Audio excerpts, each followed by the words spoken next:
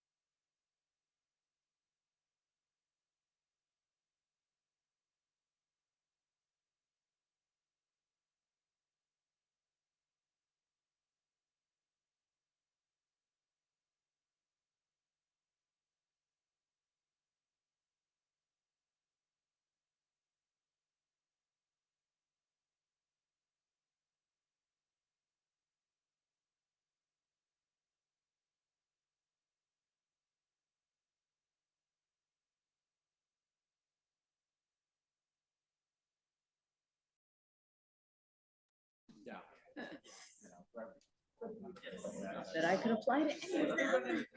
Yeah, there you go. There you go. Well, technically, I think I'm starting on the 7th of Valley Cities, but yeah, Are we going to keep it like hour or something?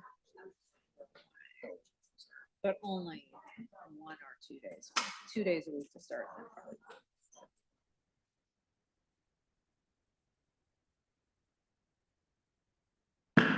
Kenmore City Council is now in session. Would the clerk please take the roll? Councilmember Culver, Present. Councilmember Marshall, Present. Councilmember Sassen, Present. Councilmember Shrubnik, Here. Councilmember Lutsis, Here. Deputy Mayor O'Kane, Here. Mayor Herbig, Here. all present. Next on the agenda is our land acknowledgement. We acknowledge that the city of Kenmore is situated upon the ancestral lands of the Snohomish, Snoqualmie, Soxhawtl, Duwamish, Stillaguamish, Tulalip, Suquamish, Muckleshoot, and other tribes who are part of the Coast Salish peoples. We recognize and express our deepest respect for their enduring stewardship and profound relationship with this land, which they have cherished and protected since time immemorial. We honor the First Peoples, acknowledge their vibrant cultures, and commit ourselves to learning from their wisdom in our journey to promote justice, equity, and mutual understanding. We pledge to stand alongside these communities in acknowledging past injustices and working towards a future that respects and celebrates the diverse heritage of this land. Now, would you all please stand and join me in the flag salute?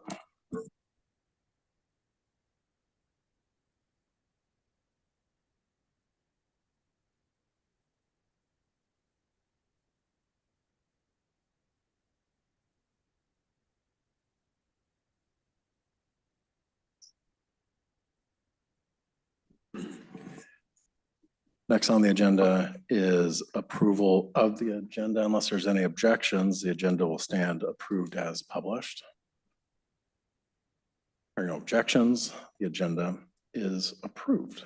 We have a few different things for Where's the Fun today. Nina, you are up.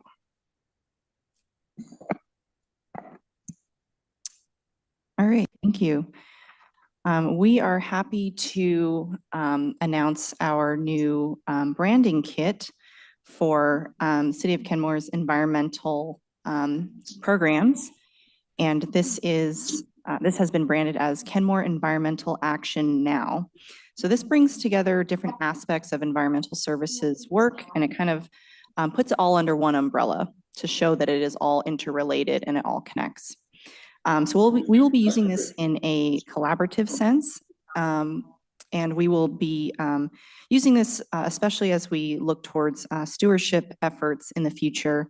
We'll be branding our different materials, newsletters, outreach items with this logo and the words Kenmore Environmental Action Now, which the acronym is KEEN. So we'll be using that in different formats as we get this rolled out. And it does serve also as a call to action to remind us of the importance of this work. And I just want to give a shout out to Lauren Homiak for her efforts in getting this together and for her support in getting this done. And as you can see there, we do have the hanger in there to represent this as a very local and unique effort. So thank you very much. Thank you. I get my picture tossed up there really quick. Who has my photo? Okay. Yeah, on Saturday, I had the honor of visiting with Sarah Birch, who's in that photo right there, who was celebrating her 106th birthday down at Kenmore Senior Living. Her daughter, through Councilmember Shrevenick, invited me just to stop by and say hi, so I did. And she seemed like a lovely person. They're having a lovely party, and it's a heck of a, 106, that is impressive. So that was a lot of fun. And now I'll kick it over to Rob. Yeah, we just have a lot of where's the funds. The third one is Streamfest, of course. That was on Saturday. And just another great event. Looking at the photo, it looks a little rainy. Is that right? It was a little bit rainy. I was really bummed because I was out of state and I could not attend. I was really sad about that. But as you can tell, these are the organizers here, or some of them, and they did a great job. So Elizabeth Mooney is here, and she was one of the main organizers, and I've asked her to come up and say a few words. Also, the admins are here. They helped out, and others as well. And Elizabeth is going to tell us. Hi, I am really glad to see some of the other major organizers here. I'm wearing my PERC t-shirt, which was not there, but Eric inspired me because he's the head of Snow King Watershed Council. So we got a little competition going, and I thank my daughter for ordering them. Okay, so that's just the other people. So it was super fun. Rob suggested that I give you all an idea of who was there participating. So I would like to thank all the individuals and organizations that helped make this year's Streamfest a great success. The weather cooperated for most part, although it was more salmon weather than people weather. Thank you all for helping educate and entertain. The participants at Streamfest 2024, Snow King Watershed Council and Salmon Watchers, PERC, People for Environmentally Responsible Kenmore, Mermaid Luna Lee, Avid Angler, Lake Forest Park Stewardship Foundation and Trout Unlimited, City of Kenmore, Save Our Salmon, Shelton View Forest, Friends of North Creek Forest, Adopt a Stream Foundation, Orca Conservancy, Whale Scouts, One Bothell, Scoop Your Poop. That's Stacy Valenzuela. I just have to mention that that's a human who helps with that. David Morton for the asphalt guru that helped us out. Nancy Hansen, Wetlands, Jim Howard, Rain Gardens. I include some of those people in PERC, just by the way, so they know. And Seattle's Child, What's Up, and the Old Glory Band, who are Tim and Dave Kreimer. And this project was funded in part by King County Wastewater Treatment Division. We'll be doing citizen science on Chetshotl in the future. Thank you very much for giving me the opportunity to say this. I hope it was less than 2 minutes. Thank you, Elizabeth. This is true co-creation. Love it. It's what it's all about. So back to you, Your Honor. Thank you. Thank you so much, Elizabeth, for all the work you put into this. I know it's a huge undertaking and watching you bring people together for that is always impressive. Next up, we've got our public comments. Welcome to the council's meeting. Please make sure that you address your comments to the mayor and the council. Folks will have 3 minutes to speak unless there are more than 20 folks speaking. The clerk will call your name when it's your turn. The presiding officer may choose to alternate between online and in-person comments. Please state your name and city of residence and keep within your allotted time to make every person feel welcome and safe here. Please refrain from booing, clapping, heckling, yelling, or other interruptions. The meeting is recorded for transparency. Thank you for being here and for sharing your input respectfully. Madam Clerk. Thank you, Mayor. We have 7 guests on site wishing to speak and 2 online waiting. We'll start with the following 5: Alice Darnton and Katie Boyes, Stacy Valenzuela, Patrick O'Brien, Jeffrey Pooley.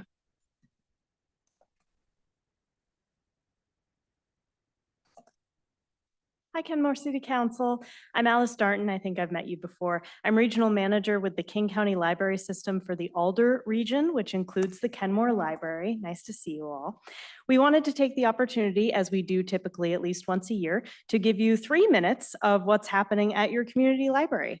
We've provided a handout with data about visits and checkouts so far this year, which you're welcome to take a look at after the meeting. Now I'd like to turn it over to my colleague Katie to introduce herself and talk about some recent and upcoming programs and services. Hi, I'm Katie Boyes. I'm a librarian and information services manager for KCLS, and I supervise the librarians that work at the Kenmore Library and also Bothell and Lake Forest Park.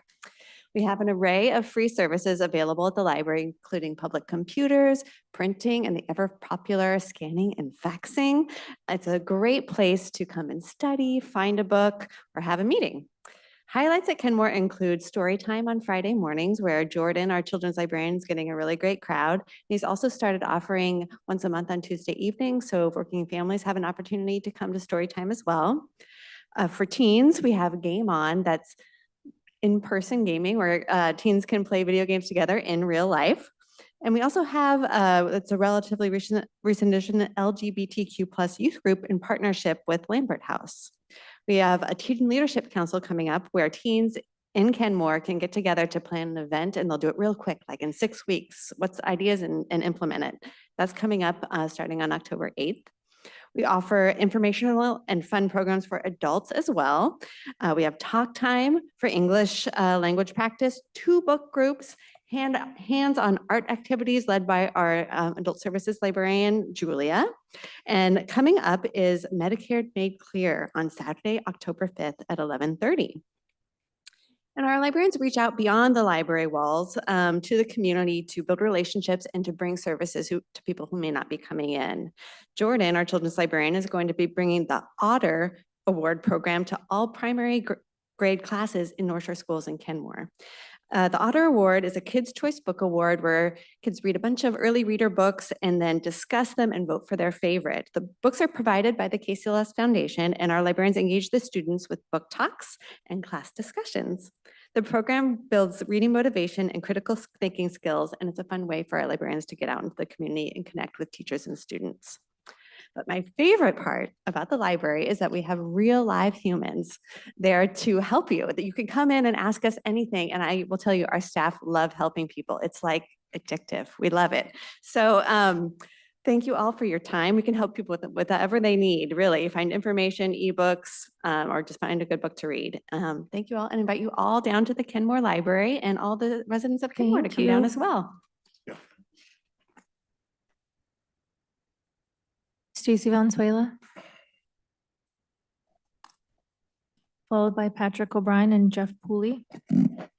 Good evening, Stacy Valenzuela. Many of us want to keep our neighbors in their homes.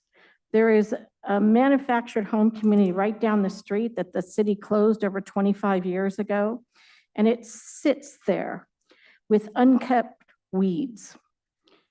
For years, several of the representatives, AMO, Legislation Action, HUD, Department of Commerce, State Healthy, and housing organizations have all been supporting mobile home communities, apartments, and complexes with their housing policy and standards for health and safety of tenants. Legislation requested that cities enforce tenant protections. In June, with the first LD, they adopted and came forward with the resolution to support emergency transition funding and legislation passage of the rent stabilization policy. I asked the council to adopt and support this legislation. In July, even our president called for support for rent stabilization of not more than 5%. Reports released found that through research, each $100 in rent increases homelessness 9%. Through regional affordable housing, King County, we show that homelessness has increased 23% since 2022. While Kenmore's inventory for affordable housing 50 or 30% below decreased, but 3 and 4 bedroom bonus rate housing increased by 45%. Report research also finds that corporate landlords who now own more than half of the rental housing threaten our basic human need for dignified homes through their profit-seeking tactics, creating harmful housing conditions and lead to poor health for renters, especially having a high impact on our seniors and those with disabilities. By neglecting upkeep, filing evictions aggressively, hiking up rents and charging high late or junk fees, which price out our tenants into homelessness, evading taxes rather than supporting our community, dodging accountability by hiding behind layers of LLCs to boost profits. You have the power to intervene, to keep resident tenants in their homes by not going back, by the call to protect our tenant protections and add more support.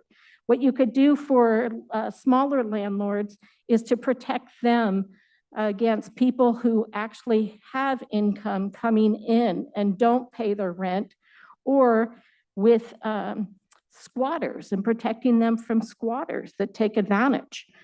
But we need to have an end to tax credits for property owners who fail to keep rents reasonable.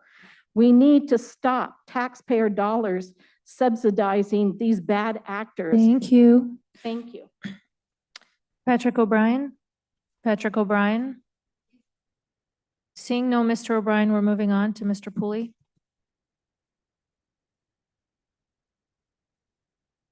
Good evening, Council. Thanks for letting me speak to you today. I'm also speaking in regards to the tenant protections. When you all made your decisions about the tenant protections previously, I read them over thoroughly. And as someone who often looks at financial implications as an accountant, return on investment, and these kinds of agreements, nothing in there struck me as particularly egregious. All very reasonable. And I also the experts that advise you on that, I also trust that they have the interests of our renters in Kenmore in mind. Whereas the kind of organizations and landlords, these people are the primary purpose of their role is as a financial investment. They're trying to maximize their return on the assets that they have. And I actually did a pretty comprehensive analysis looking at 10-year return rates, accounting for taxes, maintenance, ups and downs in the market, et cetera. And the property and rental prices in Kenmore meet or beat the S&P 500 generally over a 10-year period. And so I just think that with the kind of financial backing, the kind of people who have lawyers and accountants and things like that that advocate for removing tenant protections, we need to make sure that we are from a DEI perspective, thinking about those that don't have that kind of financial power, financial leverage, social capital, and make sure that we're advocating and making sure that they have the kind of protections. Because whereas someone who is a landlord and has invested in an asset and is hoping to get a return on their investment, a tenant, the other side, the risk of that is that they lose their housing and they become homeless, and all of the risks that you are all very aware. And so I just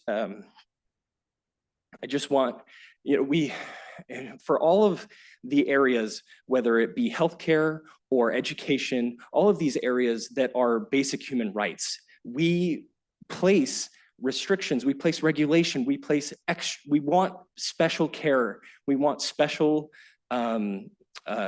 laws in place to protect those sacred human rights. And housing is a human right. And this, I view, is kind of the base level. Just cause is base level. Like, we should not throw people out on the street unless we have a reason for throwing them out on the street. And whether that is, you know, what the type of lease doesn't matter, whether it's month to month or a longer term, like, these things don't matter. So I just ask that you continue to advocate for those that do not have the kind of backing that others may have when you're considering this issue. Thank you. Thank you. Elizabeth Mooney, followed by David Dorian and Tracy Benishinsky online.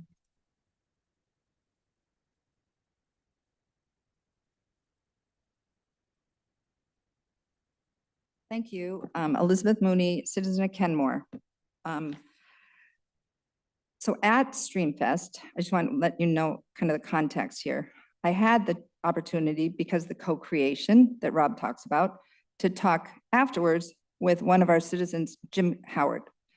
So this is not a blame. This is a let's work together co-creation with staff and citizens.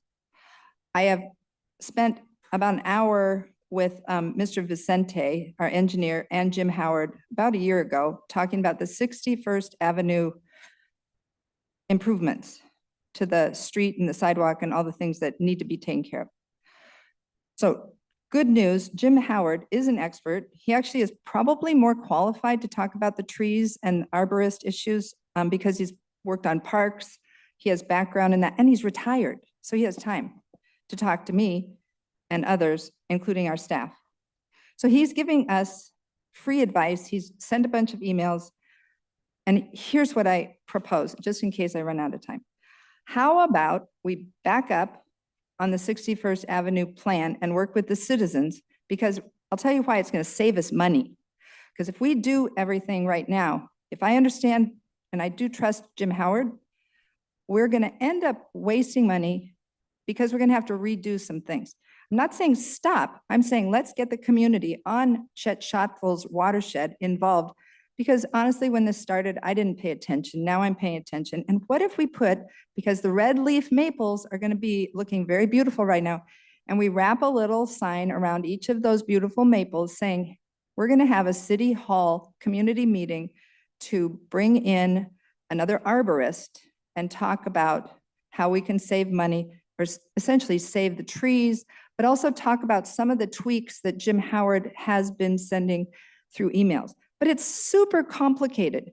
Just looking at an engineer's drawing, you know, I kind of glaze over. But when I talk to Jim Howard and he shows me the Google map of where the pocket park could be and maybe a roundabout, all of those things, they're great, but I need to get that out to other citizens who live in the watershed. And I can think of millions of them because I've been taking care of that stream. So what I would love to do is have a meeting here in City Hall. I'll arrange it. Then we put up little signs on each of the red leaf maples and say, we're going to talk about this 61st Avenue project as a community. And I also did talk to an arborist today. He said for not much money, he could talk about this thing that Jim Howard talks about, which is you stick these holes in and you put this lovely, I forget what it's called, but the point is the arborists know, and I will bring it all here. But if council could say, let's just hold off and see what these citizens from Streamfest could put together, then give me a deadline and I'll do it. But we want the trees to talk. Thank you. Now online, Mr. David Dorian. Hello, can you hear me? We hear you. Go on. Okay, thank you.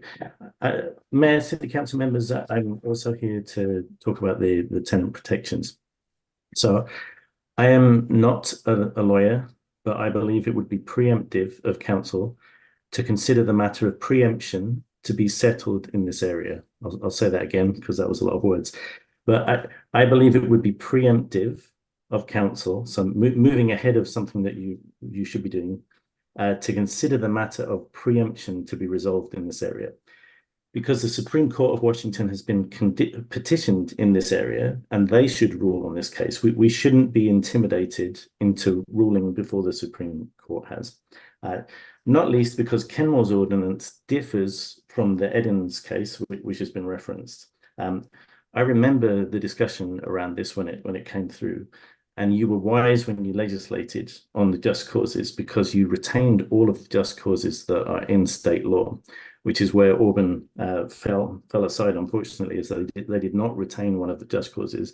You specifically did, and your wisdom when you legislated back at the time provides you with a shield at this point for some of the cases that you could see elsewhere where preemption would be much clearer. So I think it's important to remember this is not a sideline. This is a core protection. It's in one of the policies in our housing element within the comprehensive plan, which is also a legal document that's shared with the state. And the reason it's there is because without it, you could have landlords who wish to act abusively, and not all landlords wish to act abusively, but those that wish to could ride roughshod over a number of other protections, including the protections about the notice for raising rent. Because what happens is, if you click on the link in your packet to go to the RHAWA website, what it gives is a detailed description of how to take advantage of a loophole.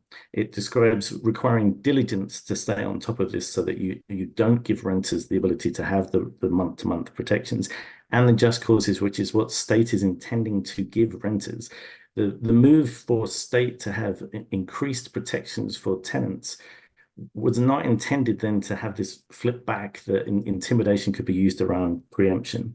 And I think the fact it's coming in front of the Supreme Court is the biggest point here, is that we should let the Supreme Court rule. The other thing is, right from the beginning, and even before this was approved, there's been this stick from powerful interests saying, if you protect tenants, we will make you pay. I think we want to quantify that. Like, how much are we talking about paying to protect our most vulnerable residents? Because we have to weigh that up. We can't just take this nebulous, we're going to make you pay, it's going to cost you idea. This should be quantified for council to make a decision as to whether they're going to rescind this at this point. So thank you for your time. Thank you. Tracy Benishinsky. Tracy Benishinsky, Kenmore. Good evening, Honorable Mayor, Honorable Deputy Mayor, and Honorable Council members. I come before you tonight to speak on Business Agenda Item B concerning tenant protections and Business Agenda Item C concerning Swamp Creek. Swamp Creek first. I skimmed the presentation on the Swamp Creek Property Conservation and Restoration Assessment Tool, and I am quite excited to dig into it more deeply over the coming weeks.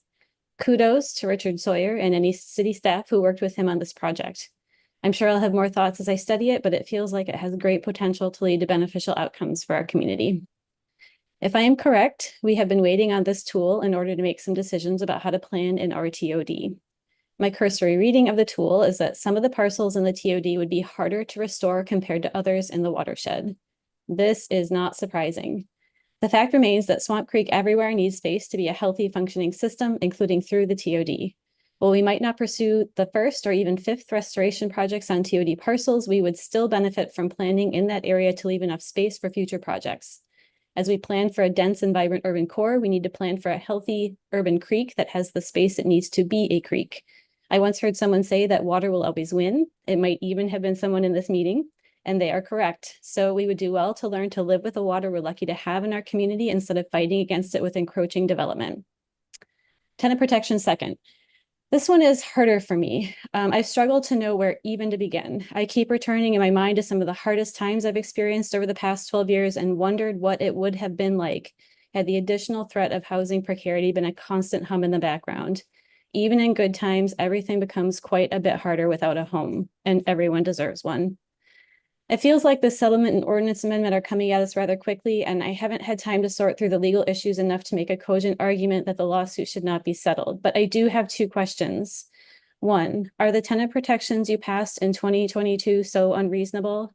They seemed quite reasonable to me at the time and still do now, including the just cause protection. I looked at the explanation of just cause in your agenda packet, and just causes for eviction seem to include any possible reason I could think of besides, I just feel like it. I know reasonable is different from legal, so question 2, why don't we wait for the Washington State Supreme Court to decide on a different case with relevance to ours before repealing any of our tenant protections? When people's access to stable living conditions are at stake, waiting for that decision before deciding whether to repeal something to help keep them housed seems wise. The renters in Kenmore are valuable community members. They deserve stable housing just as much as Kenmore's homeowners, and they are worth fighting for. Thank you so much for the time before you tonight and for your service to our community. I appreciate you all very much. Thank you, Mayor Herbig. That concludes our speakers list. All right, I want to thank everybody for coming and participating in public comment. It is valuable and we all do listen. Next on the agenda is our consent agenda. The chair would entertain a motion to approve the consent agenda. So moved. Second. We have a motion, a second. Is there any discussion? All those in favor, say aye. Aye. Any opposed? Aye. The consent agenda is approved unanimously. Next up, we have a public hearing on proposed ordinance 24-0609 parking requirements, amending the Kenmore Municipal Code, section 1829070 and chapter 1840, presented by Development Services Director Samantha Loyuk and Planner Riley Rosebotham for a public hearing. Good evening. I'm Samantha Loyuk, and we have Riley Rosbotham here to present ordinance number 24-0609 for parking related to our CW 3670A620. And it proposes to amend the parking ordinance in 1840 to comply with state law. And Riley is going to explain about the amendment. Thank you. So these amendments are in response to a state law which was adopted in 2020, which sets limits on the maximum amount, on the minimum parking requirements that jurisdictions can set for housing near high quality transit. And so it sets different standards for different types of housing. So for affordable housing, which it qualifies as very low income and extremely low income, the state law sets the most that jurisdictions can set the minimum parking requirements as at 0.75 parking spaces per dwelling unit. And then this code amendment is reducing that to 0.6 spaces per dwelling unit, which is based on the transit-oriented development standards. And then for market rate development, the state code sets limits of, again, 0.75 spaces per dwelling unit. And then these code amendments are doing the same there. And then for senior housing and housing for people with disabilities, it sets the minimum parking requirement at no required spaces. Essentially, these code amendments are to bring Kenmore's code into compliance with the state code. And it will primarily affect potential new development along the SR 522, because that's the one road in Kenmore that receives what's considered high quality transit by these amendments. All right, do we have any questions before I open up the public hearing? All right, well, I'm not seeing any questions. So for the public hearing, folks will be granted 3 minutes to speak. Same comment rules apply, including stating your name and city of residence, addressing your comments to the city council, and not splitting your time with others. We'll hear testimony from our on-site guests first, and then we'll see if there's any pre-registered virtual guests. I declare the public hearing open. Clerk. Thank you, Mayor. We have 2 guests signed up to speak, Stacy Valenzuela and Jeffrey Pooley.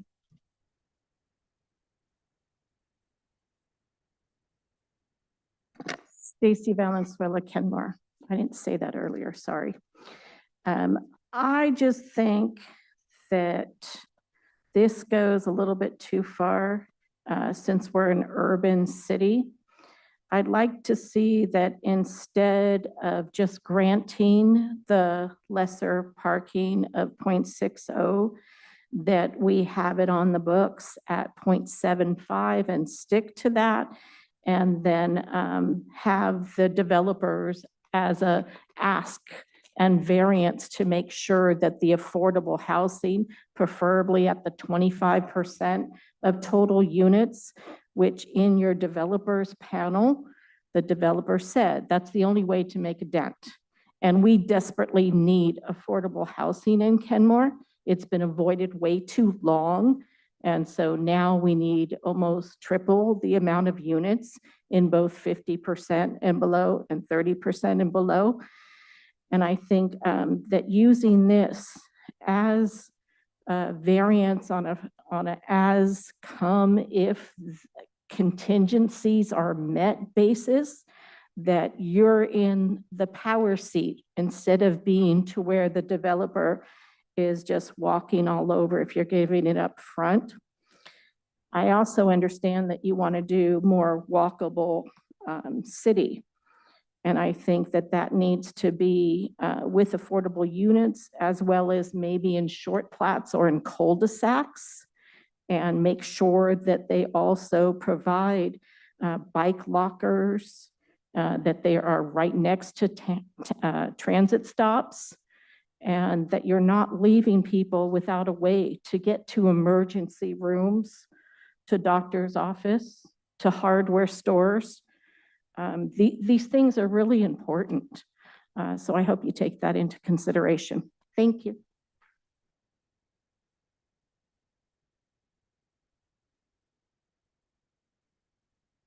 Hello again, Jeffrey, resident of Kenmore.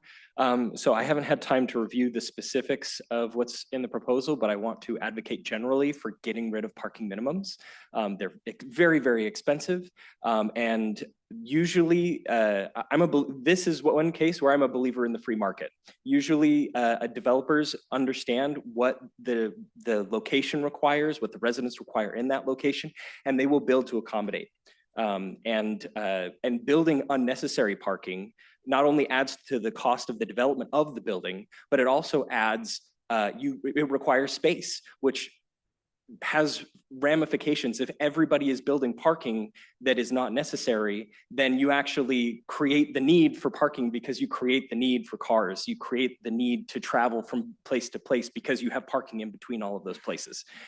The cost of owning a vehicle, if you just do a quick Google, is between $1,000 and $1,200 a month. I think that might be, if you're buying a new car and you've got car payments, but even on the conservative side, if you've got a used car that you've been maintaining for a decade, it's still hundreds of dollars a month. So if you've got doctor's appointments, if you've got issues, like Uber is an excellent, even as expensive as it is, if you're taking what you would be paying, $6,000 a year or more, and putting that toward a couple Uber trips a month to get to your doctor's offices, as long as your groceries are within walkable, which in our community, thankfully they are. We have lots of amenities close by. We do have transit close by. There's a lot of trips that can be done without a car. And then for those few, because we are not 100% walkable community, there is that advantage. And if we reduce the cost of housing, if we reduce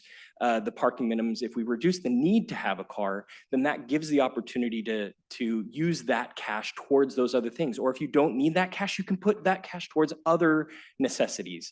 And so I just want to continue to give my shout out. We live close by. My wife and I bought two electric bikes, and we use those all over the place. And it's with the electric bike, for the fraction of a cost to operate a vehicle per year, you can buy an electric bike, and all of a sudden, all of the hills and ups and downs, they go away. So as long as we continue to work toward safe bike lanes and safe and easy parking and lockups and things like that, I think that we can continue to become a community where we don't have this space burden and this cost burden of these cars, especially for those who are the most vulnerable. I think that this is an issue for efficiency, for DEI, for equity. There's so many reasons to do this. So I just advocate generally. Thank you so much. Thank you, Mayor. We have no one else signed up to speak. Is there anybody else wishing to be heard? All right, just make sure you sign in after your comment. Kara Macias, Kenmore, Washington. As we're discussing this, can we just kind of keep top of mind too that it is a luxury to take transit and to go downtown and to get into an office. I work in the workforce, I work in construction, and there's a lot of people that have to pack materials and tools. And we are talking about workforce housing, and we are talking about families. And people take their kids to sports, people pick up things, people can't get a chop saw on a bus, people can't get a bag of concrete on a Metroflex. There are people that need parking. And unfortunately, whether we like it or not, we have a state and federal push for EV cars. We are literally giving money to people to purchase more vehicles. So we have to kind of take that into account when we're talking about parking. We also are infrastructure. We're focusing infrastructure specifically for car charging. This is not, I would love a walkable downtown. I think we all dream of having a walkabout downtown, but we're not quite there yet. And we still need to talk about how people get from the top of the hill down into transit. If I want Metroflex, I can't get it at the top of the hill. I have to drive down to a park and ride and take Metroflex in. There's all these caveats that I just think we're missing the big picture here. I know we all hate cars here and we don't want to drive, but the reality is we do need to think about it. And that happens with developers too. When we talk about our land use and development, we have heard feedback from developers that it's tough to build here. Ask them why. That's part of it. Just a thought. Would you make sure that you sign in with the clerks, please? Thank you. Anybody else wishing to be heard? Is there anybody else wishing to be heard? Anybody else wishing to be heard? All right, seeing none, I'm declaring the public hearing closed. Brings us to our first item of our business agenda, which is the exact same item. Anything further from staff on this? Not unless you guys have questions. Any questions for staff? All right, seeing none, the chair will entertain a motion to approve proposed ordinance 24-0609.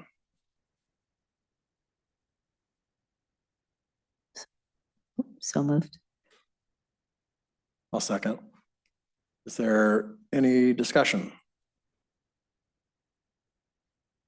Councilor Lutzis. Yeah, I have a few things. I was digging really deep into this and, a couple of things came to mind as I was looking over this and researching and everything. And first, I just want to say sometimes, it just doesn't feel right to have a public hearing when the state's sort of forcing our hand. But that's the way it goes sometimes. Anyways, the reason for the 0.6 specifically for affordable housing a quarter mile from transit, as was mentioned by city staff, comes from the discussion of the Planning Commission several years ago about recommended code amendments for the transit-oriented district downtown.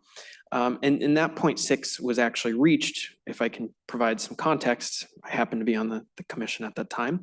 Well, the Planning Commission had made this decision after having spent time working through a lot of the math on this with representatives and folks from Arch in order to determine the feasibility of affordable developments downtown.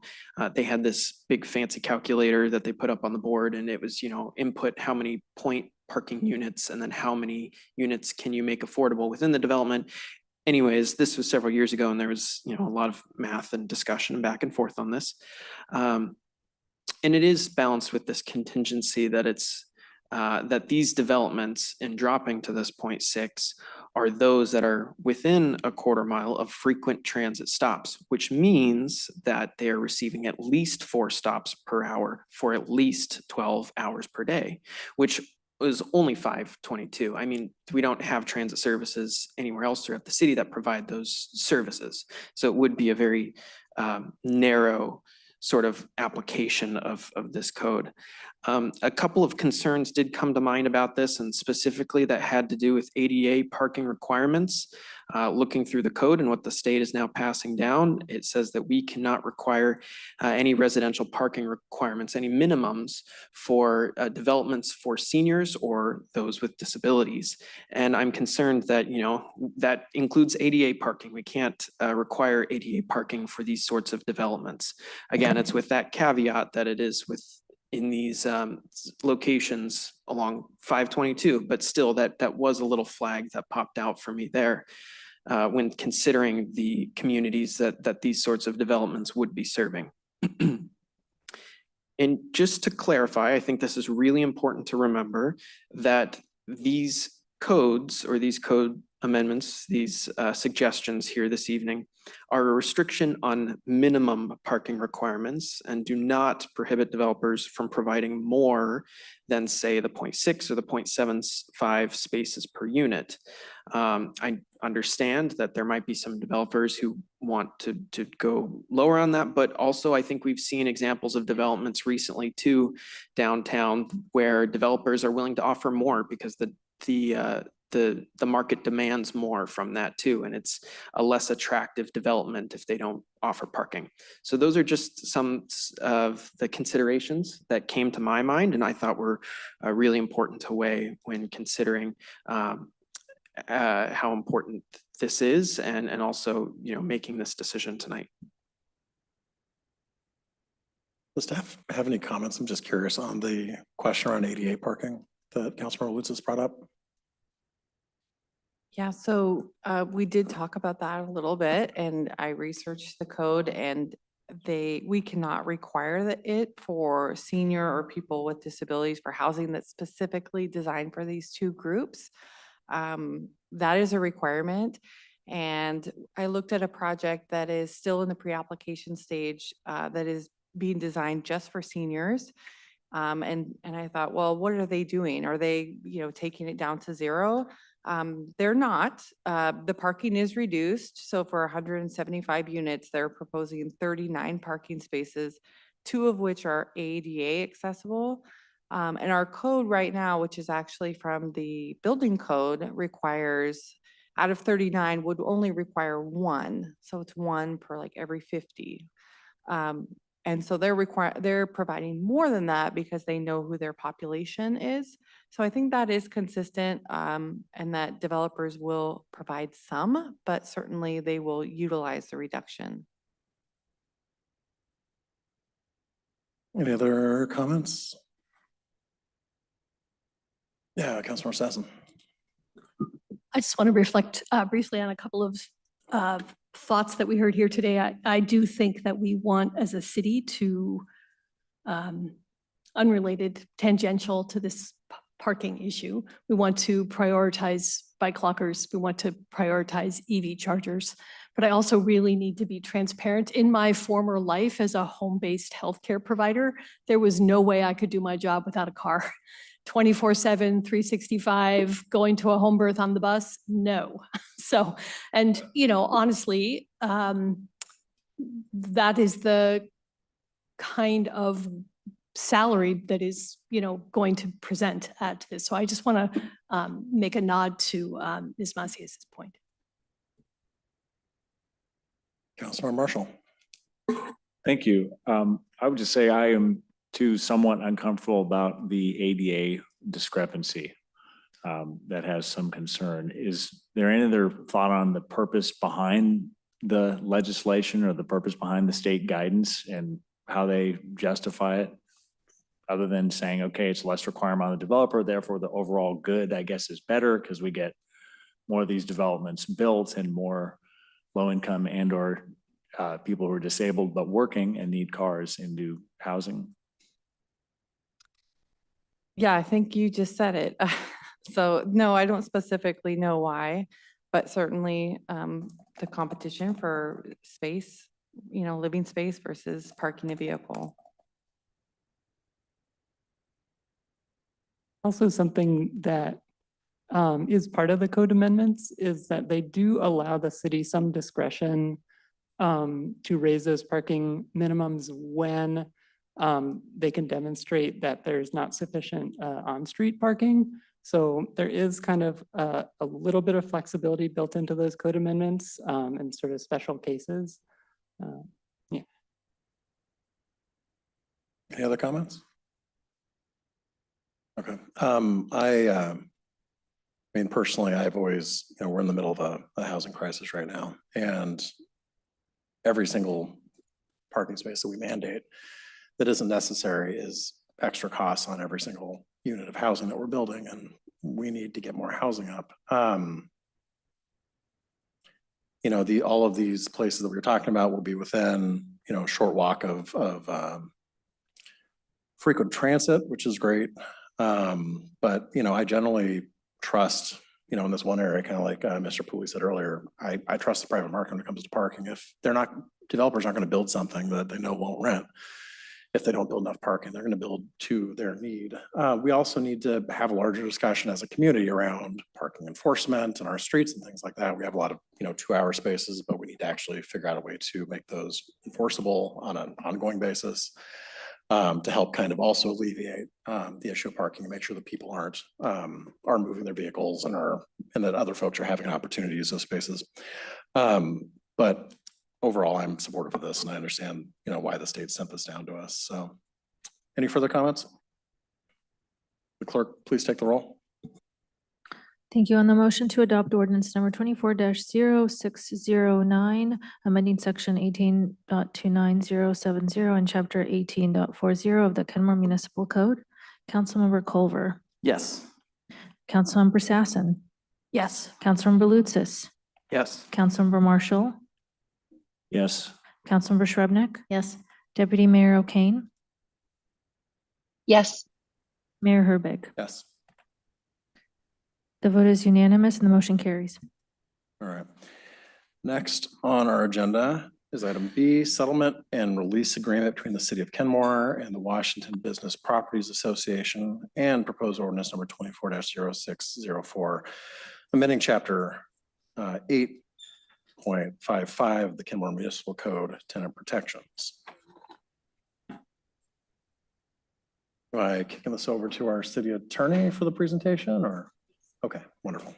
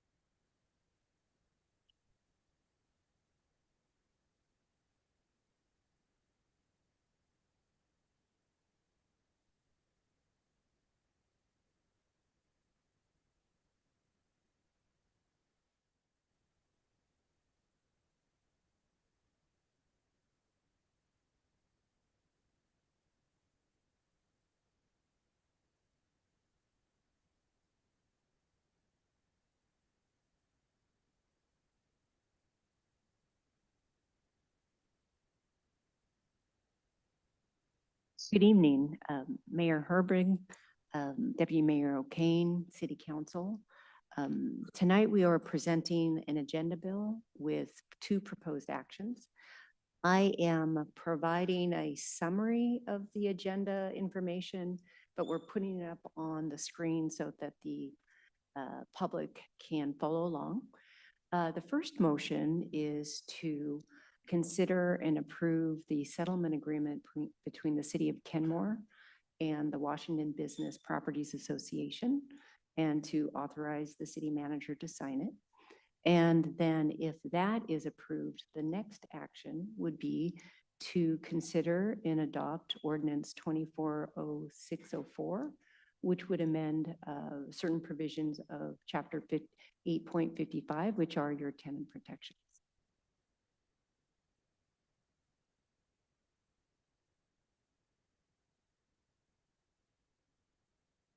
And so I think to help everybody refresh their memory on how we got here, I think it's important to go back to 2019 and explain that it was in that year that the council first entertained the idea of additional tenant protections, more than the tenant protections that were already provided under the Residential Landlord and Tenant Act.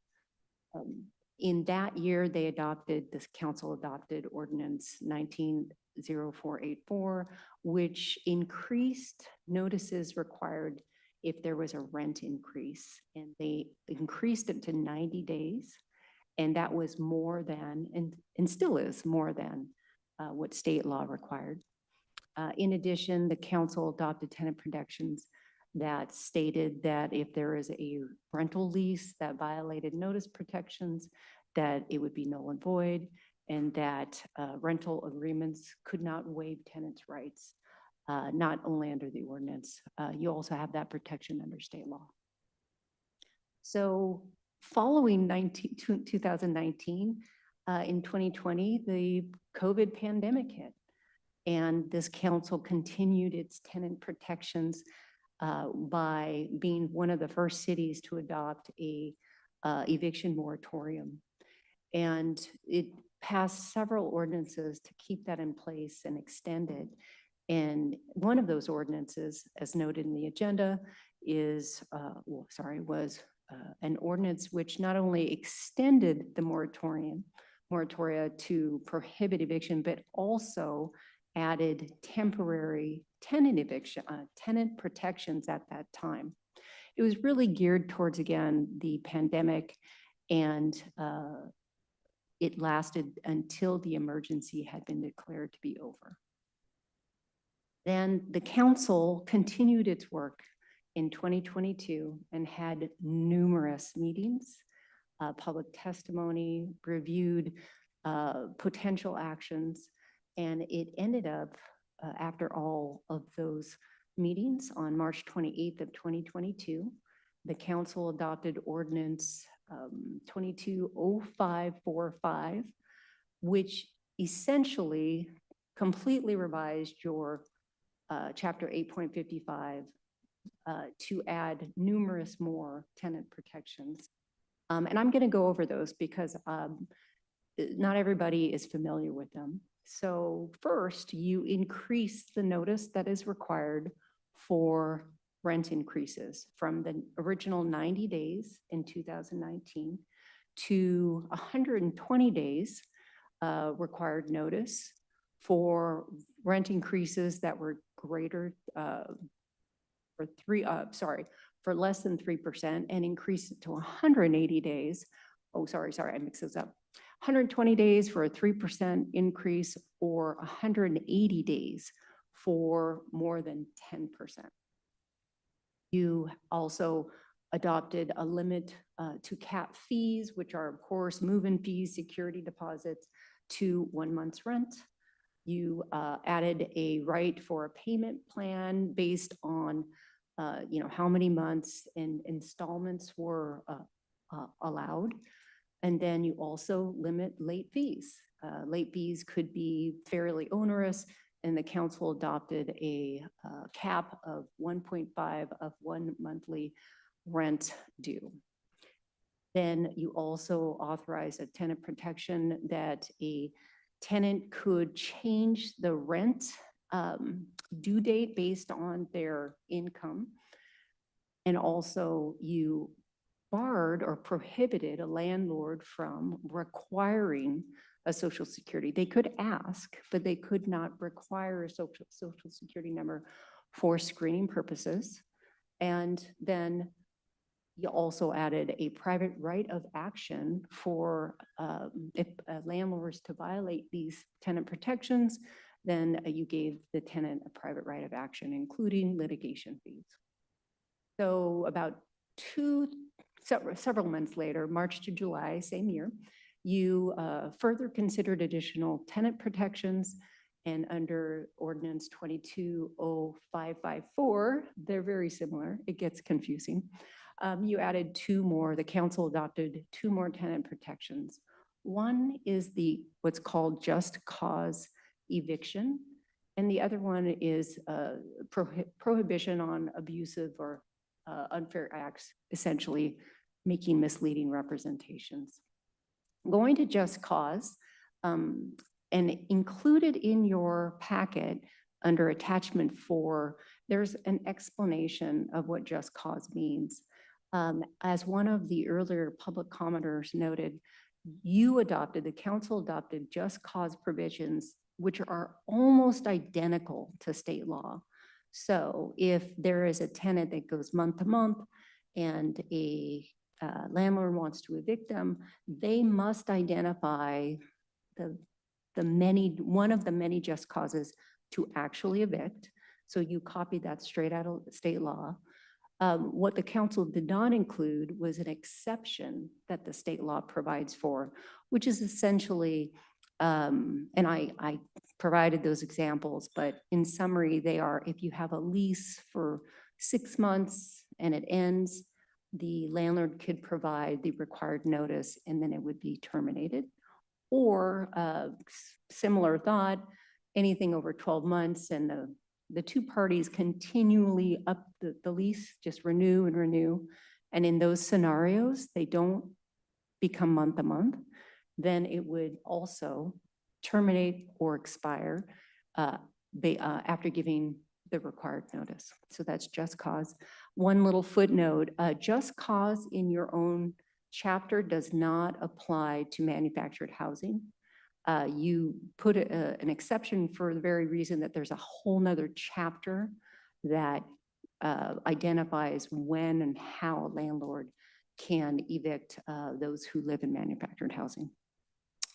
So so we talked a little bit about your tenant protections, and that date, July 25, 2022 is kind of important because then we'll start talking about things that started to happen afterwards, including on August 29th of 2022, about a month afterwards, Division I of the Court of Appeals issued a case called the Rental Housing Association versus the City of Burien, and just essentially said that the City of Burien's just cause provisions were preempted for not allowing what the state allowed.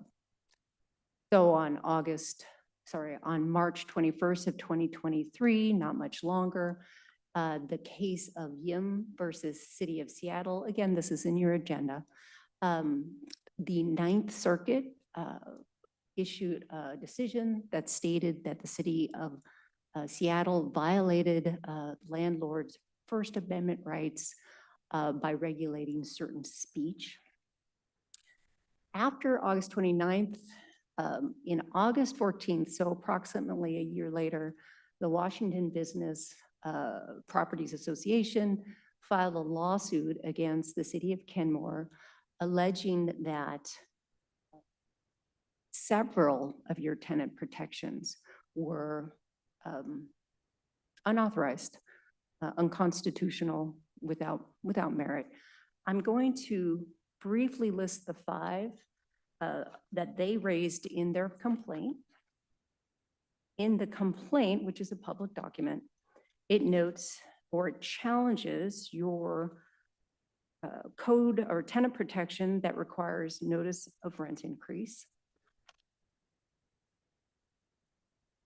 The association challenges the provision under 078, which talks about the prohibition on unfair or abusive acts, again, the misleading statements.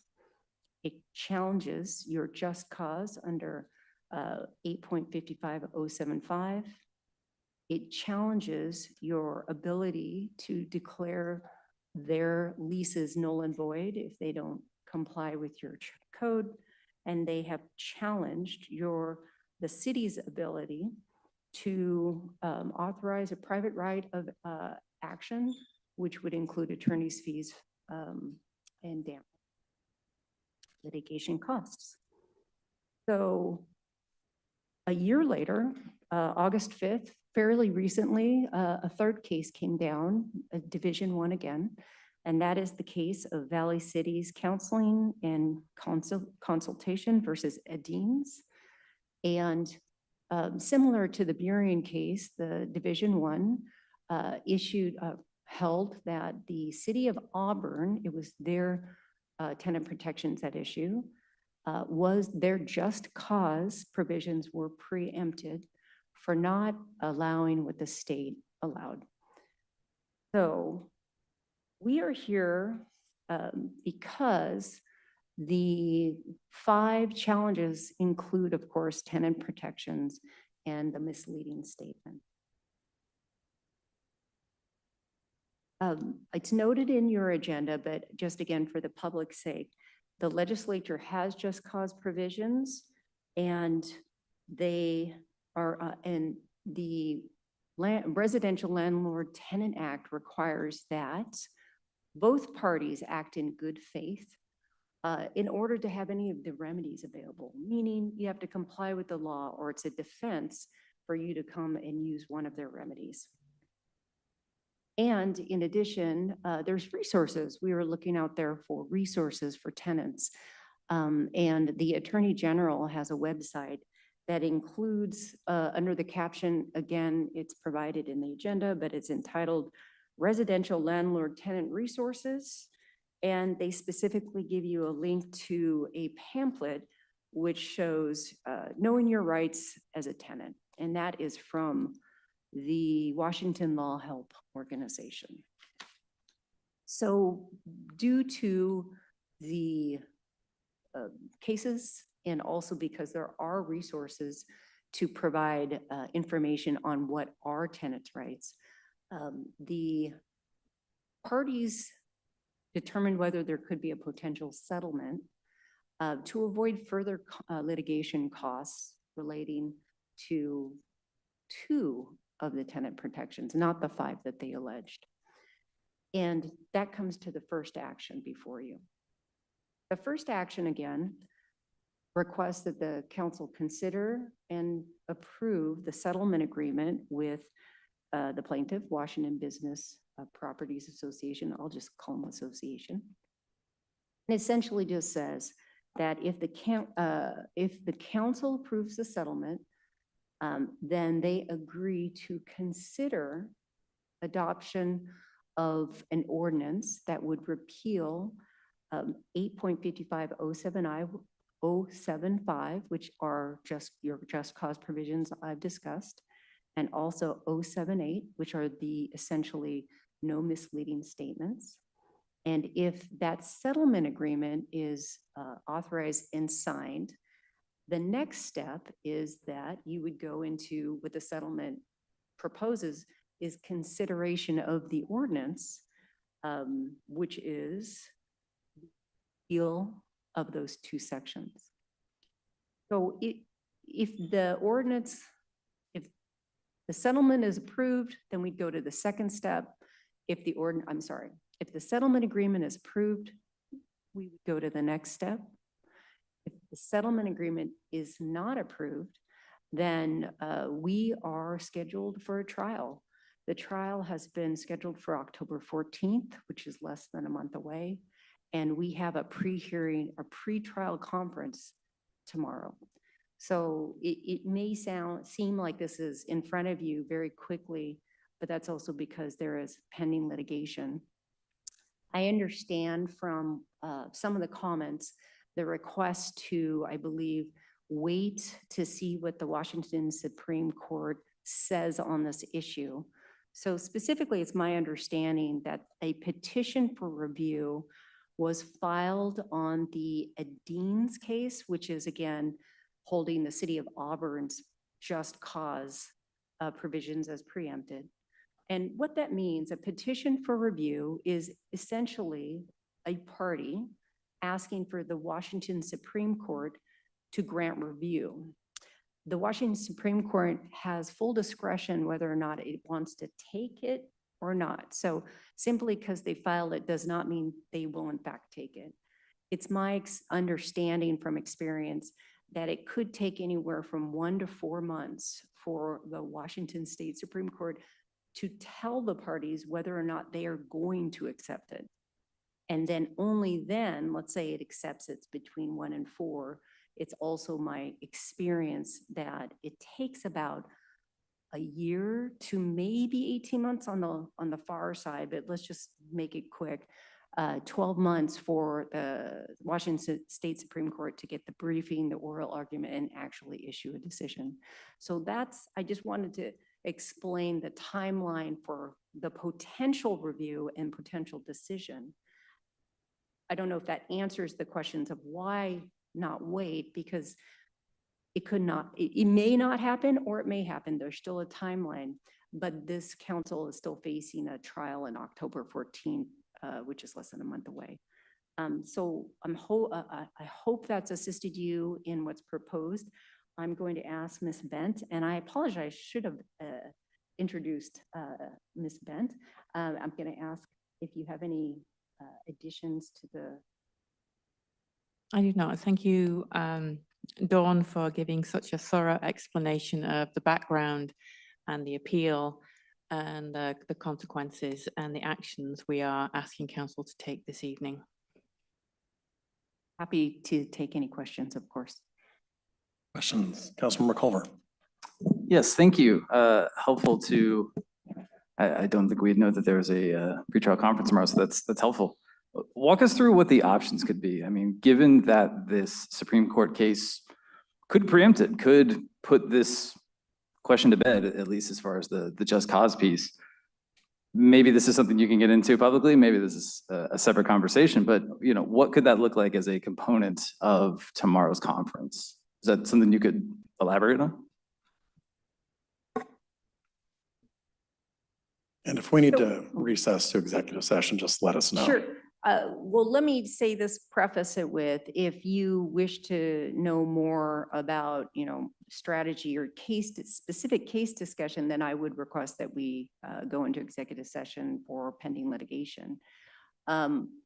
Before that, though, I just want to couch saying, so there's a presumption, again, that the Washington State Supreme Court will make a decision when we don't know if they're going to accept it. And so there's a two-step. It's hard to even answer your question when you have to assume two different things. So at this point, I can't. Councilmember Shrobak.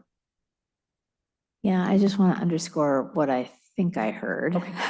And maybe you can correct me. So if we, hope I'll say this correctly, if we don't settle, we will have a trial this October, next month. Your case schedule, that is correct. You have a Okay, case so schedule. that's Yes. point one, Yes. that's confirmed. If we do settle, trying to get this all right, and the Supreme Court does A, decide to review, and B, actually uphold the city's authority to have just cause provisions like ours,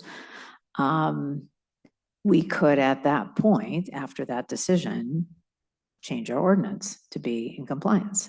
Is that correct? Yes, that's correct. Okay. Councilmember Sassen. For transparency, I just want to say that for the majority of my adult life, I was a residential renter, but I've also owned commercial property that we rented out, just for transparency. What I see is that this council, prior to my participation, put 9 tenant protections in place over the course of a period of time. And although the original complaint took exception to 5 of those 9, today with this settlement, we're looking at 2. That is correct. And the other 7 will remain in place, intact at this time. That is correct. Thank you. And then my understanding is that there are just cause protections statewide, and that while there isn't a one-to-one equivalency, the majority of our intent is covered in state legislation with just cause. I think that's a fair description. The just cause protection in your ordinance, I would actually say, is 90% exactly state law. So state law will still be there. It's just those 2 exceptions that were not included. So that is correct. The state law just cause would still be applicable. Which leads me to my, well, the last 2 things I want to say is, 1, I don't like being bullied. And that's what this feels like to me. So I just want to get that off my chest. But my concern is this dangling unfair or abusive acts. In the event that we remove this evening and we move forward with the settlement, what recourse do renters have other than, you know, renters and owners behaving in good faith? What protections, is that covered anywhere else? Is there any other recourse for renters? Was I noted earlier, so the identical language is not in state law, if that's the question. But what I tried to provide was that there are requirements of good faith, and that's also in just contracting in general. You know, I'm not giving advice to the public because I can't, but just general knowledge.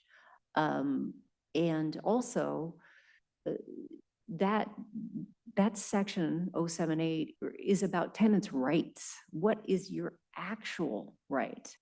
And that is why in the agenda, we provided a link to that information. That's free information. And what I found on the Washington State Attorney General site is numerous links and resources for those types of questions of what can tenants do, what are their rights, and even, you know, resources to help them. Because of those resources, that's one of the reasons we're having this discussion. But that's really it. That's the scope to help the tenants better understand their own rights. To me, this is where the DEIA issue lives, and it's so thank you. Councilor Lutzis? Yeah, so just to clarify, in this case, you know, should we settle, we will amend our code this evening without incurring any sort of financial penalties and having the suit dismissed with prejudice. Is that correct? So let me just clarify that. So it's not just about the settlement also. So the first step is assuming you approve the settlement, the next step is you would have to adopt the ordinance. So there's two steps, not just the settlement agreement. And then if this council adopted an ordinance repealing those two sections, then the association who has already signed would be required to dismiss the lawsuit with prejudice and no cost or attorney's fees. Thank you. And just, I guess to put it in layman's terms, could you describe what dismissing with prejudice would mean? Of course, sorry, that was very loud. Thank you for asking that. So when a plaintiff or a party, they bring a lawsuit, if they dismiss with prejudice, what that means is they can't refile it. It's done. That group has said, we can't come back. Without prejudice means, maybe we'll file it again, but prejudice means they're not going to come back with that. And should we say not settle this evening and face a likely uphill battle in court and then maybe be forced to come back in a month or two and change the code, then would there be the threat of a potential financial penalty? I'm to go more into any type of liability, I would request we go into executive session. Happy to do so, but to do that, I would request that. Well, I mean, maybe just to put it back into what we've been discussing, there's not the possibility that we wouldn't. It's a lot of negatives. Yeah, sorry. How about if I just say this because it's a public document? Yes. What they're seeking is a declaratory action, which just says, hey, court, declare to us what the law is. It doesn't, no complaint for damages at this time, doesn't preclude them from having one. I'm just, right now, you don't have that. Okay. Whether or not they allege attorney's fees, I'm not the main litigator, so I apologize. I don't know that answer. That's all right. I was just, I think there's a difference between with prejudice and no attorney's Correct. fees and then sort of this unknown where Correct. that could be a case. Thank you. Councilmember Marshall. Thank you. I may have it wrong, so please explain to me the difference between the RCW Just Cause scheme and Kenmore's. I understand that landlords have to show just cause at the state level for certain leases, if not all leases. And then is just cause defined under that laundry list of situations, or are those exceptions to just cause where you can sell the house or you can evict somebody if you can show you're gonna sell the house, or you can have your immediate family move in. And then what does that mean for our code where we apparently left those out? Or we left out the time period? Thank you for that question. Just cause is not easy to understand, and I hope the attachment 4 provides a little bit of guidance. But essentially, just cause is actually the rule, not the exception. And so what I believe the legislature is trying to say is that if you rent to a tenant, you must give just cause. You cannot, I love this, willy-nilly, without any reason, evict someone. Now, and that was in 2021, they made that decision. Instead, except for certain exceptions, and we'll go over that in a second, but you must mainly give a just cause reason. Tell us why, and it has to be real. And then they say, but those just cause reasons can only be this list. So you can't just go, well, I think it's just because you have to identify one out of the, it goes A to P, and I don't know how many numbers that is, but I'm going to say 20. You have to identify one of the just cause, and that's month to month, or a lease that went month to month. But the exceptions, and this is the distinction, so that's in state law now, no matter what you guys do tonight. But the distinction with the Kenmore just cause was that you did not include the ability that state law says, and again, it's in attachment 4, if you have a lease that's about 6 months and you let it lapse, both parties, 6 months, and landlord gives you specific notice, I believe it's 60 days. Okay. Sorry, I just want to be 60 days advance notice. Hey, the lease is up. The tenancy will terminate. That's an exception that the state legislature said. And then in addition, they said if you have a 12-month or more lease and you continually renew it, your lease is up, sign a new one, and neither of them go to month, so first one, second one, then same thing with 60 days notice at the end of that long leasing period, you can evict the tenant and you don't need a just cause provision. And then I didn't bring it up because it's so complicated, but the conversion, there's another one that because of the pandemic, when people were month to month, and it was a very difficult situation, the legislature added one, and it's in your attachment at page 3, that essentially said, okay, we'll give you that same exception if someone was month to month, but then they started a lease during this time period, and that was essentially the pandemic. Then we'll treat you like the other two, trying to get everyone to get a lease. Kenmore does not have those exceptions. You do not. Okay, thank you. Correct. All right, I've got a couple of questions for you. One thing that stuck out to me that I would be interested in addressing if we were to adopt the, if we were to agree to the settlement agreement and then pass an ordinance that repeals the two pieces that they're speaking about, I would be interested in the extending the time for notice for folks whose leases, who won't be offered a new lease at the end of their lease. We have, been pretty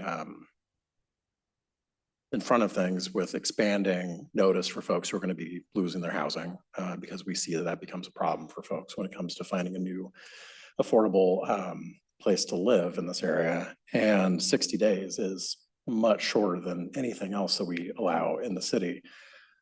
Is there a way that we could, if we were to get to that point of passing this ordinance, add in language extending that notice period for folks who aren't going to get renewed leases from say 60 to 90 days? So thank you for the question. I understand it. I can't answer it at this time. I would have to do some research and bring it back.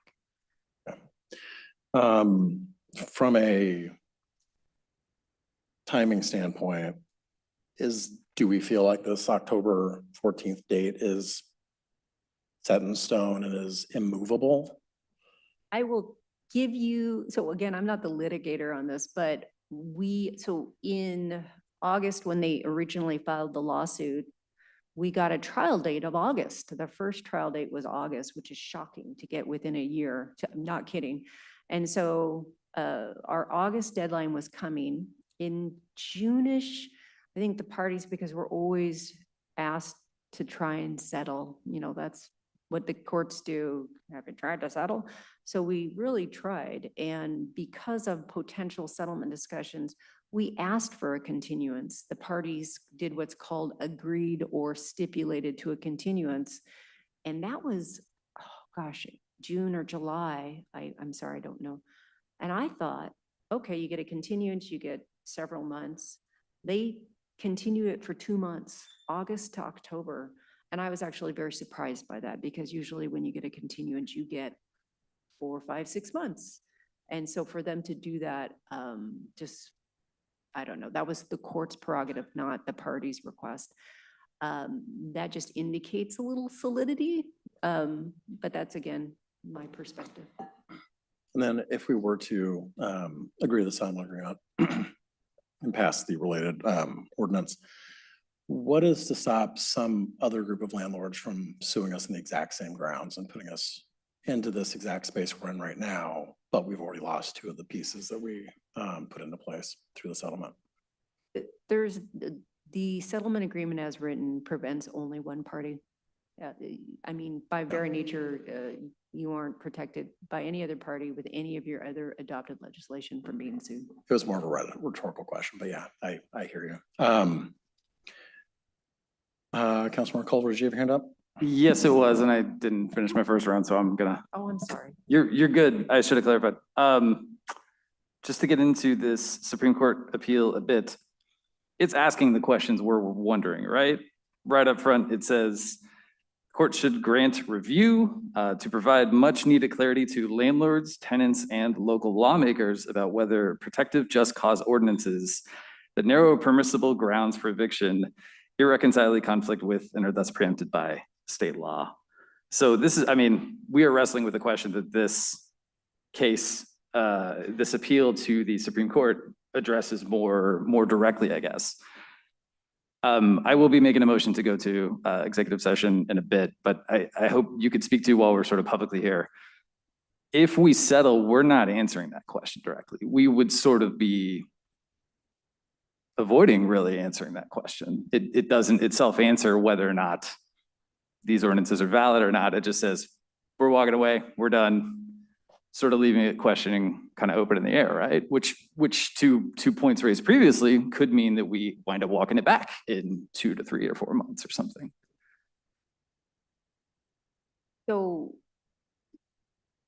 you're correct in that the pending litigation, you can't answer the question of another case. So there is another case involving the city of Auburn's just cause, not ours.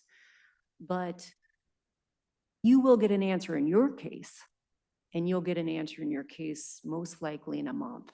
And so you're not deferring the answer being posed now. Whether or not the request for review is accepted later and then a decision made later, I don't know. That won't impact your trial if it goes in October. Gotcha. Okay.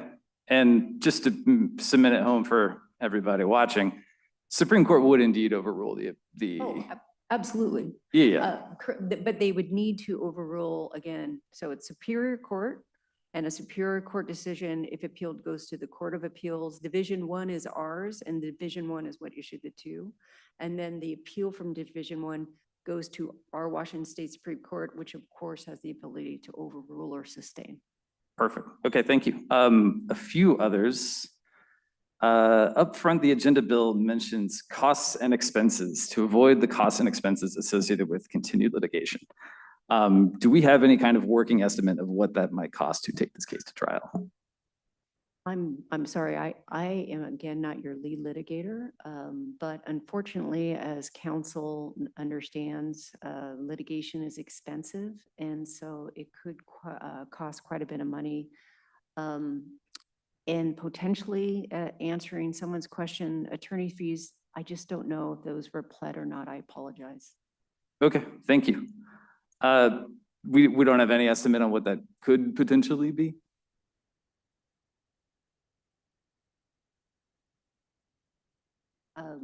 If you want to speak more about the exposure of the case, we'd probably want to go into executive session.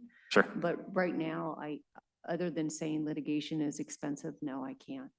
Okay, I would move to go into executive session and I will look to my colleagues for a time, but I might start with 30 minutes to discuss further. Let's see if anybody else has any questions before we do that. Are there any further questions? Thank you for asking. I guess speaking to the timeline a bit, we've covered this, but we passed these previous council did, Kenmore City Council did in 2022. And we're obviously a couple years down the line. They waited a year to file this lawsuit, et cetera.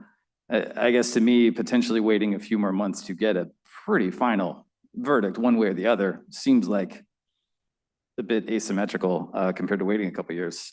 I guess the only other question at this point, this ordinance would take effect in 5 days. So tenants that are subject to this that have probably frankly no idea that this is happening right now, it would be very short notice for them to discover that the ground has kind of moved from beneath their feet. That's correct? It would take effect in 5 days? So technically, it's still a short turnaround, but it's 5 days from publication. Okay. Okay, versus 2 to 3 years that we've been cooking on this. Cool. I will stop for now. Thank you. Any further questions? Okay, I'm gonna need I don't have the citation for. Can I say Yes, but sure, to RCW. it? 4230.110 subsection 1 subsection I for pending litigation. Thought I would have recognized, thought I would have memorized that by now. Let's do this. Let's do it for a shorter chunk and then we'll extend if we need to. So let's go to executive session for, I don't think you need a motion to go to executive session. Let's go back for 15 minutes. We'll come back at 8:45 and if we need to extend, we can extend. Thank you. Thank you.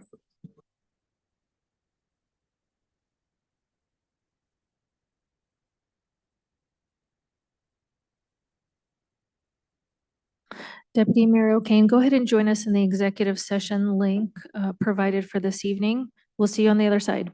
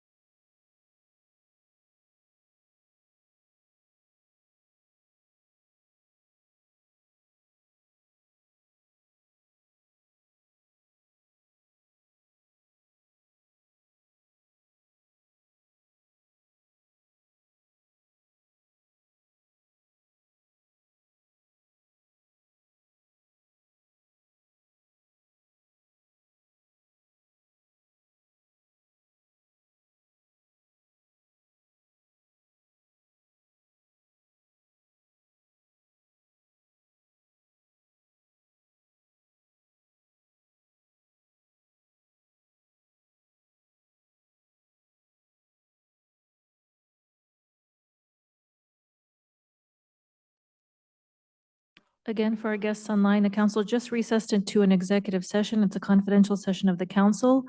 Right now, they're scheduled to be out of executive session at 8:45, but of course, they may choose to extend at any time.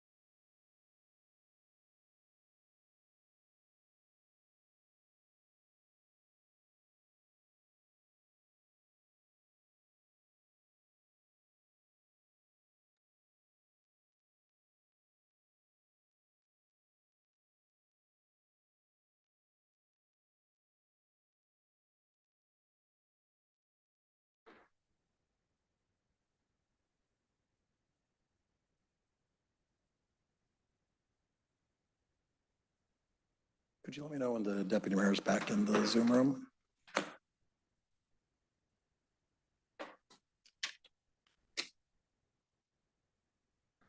I don't see her yet.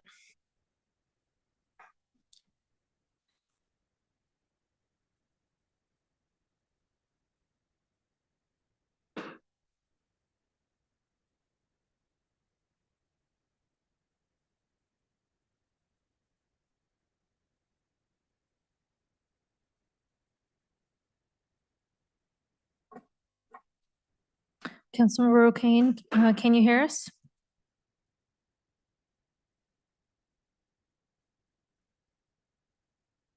Deputy Mayor, can you hear us?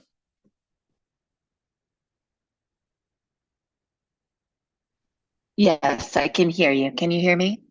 Yes, we can hear you. All right.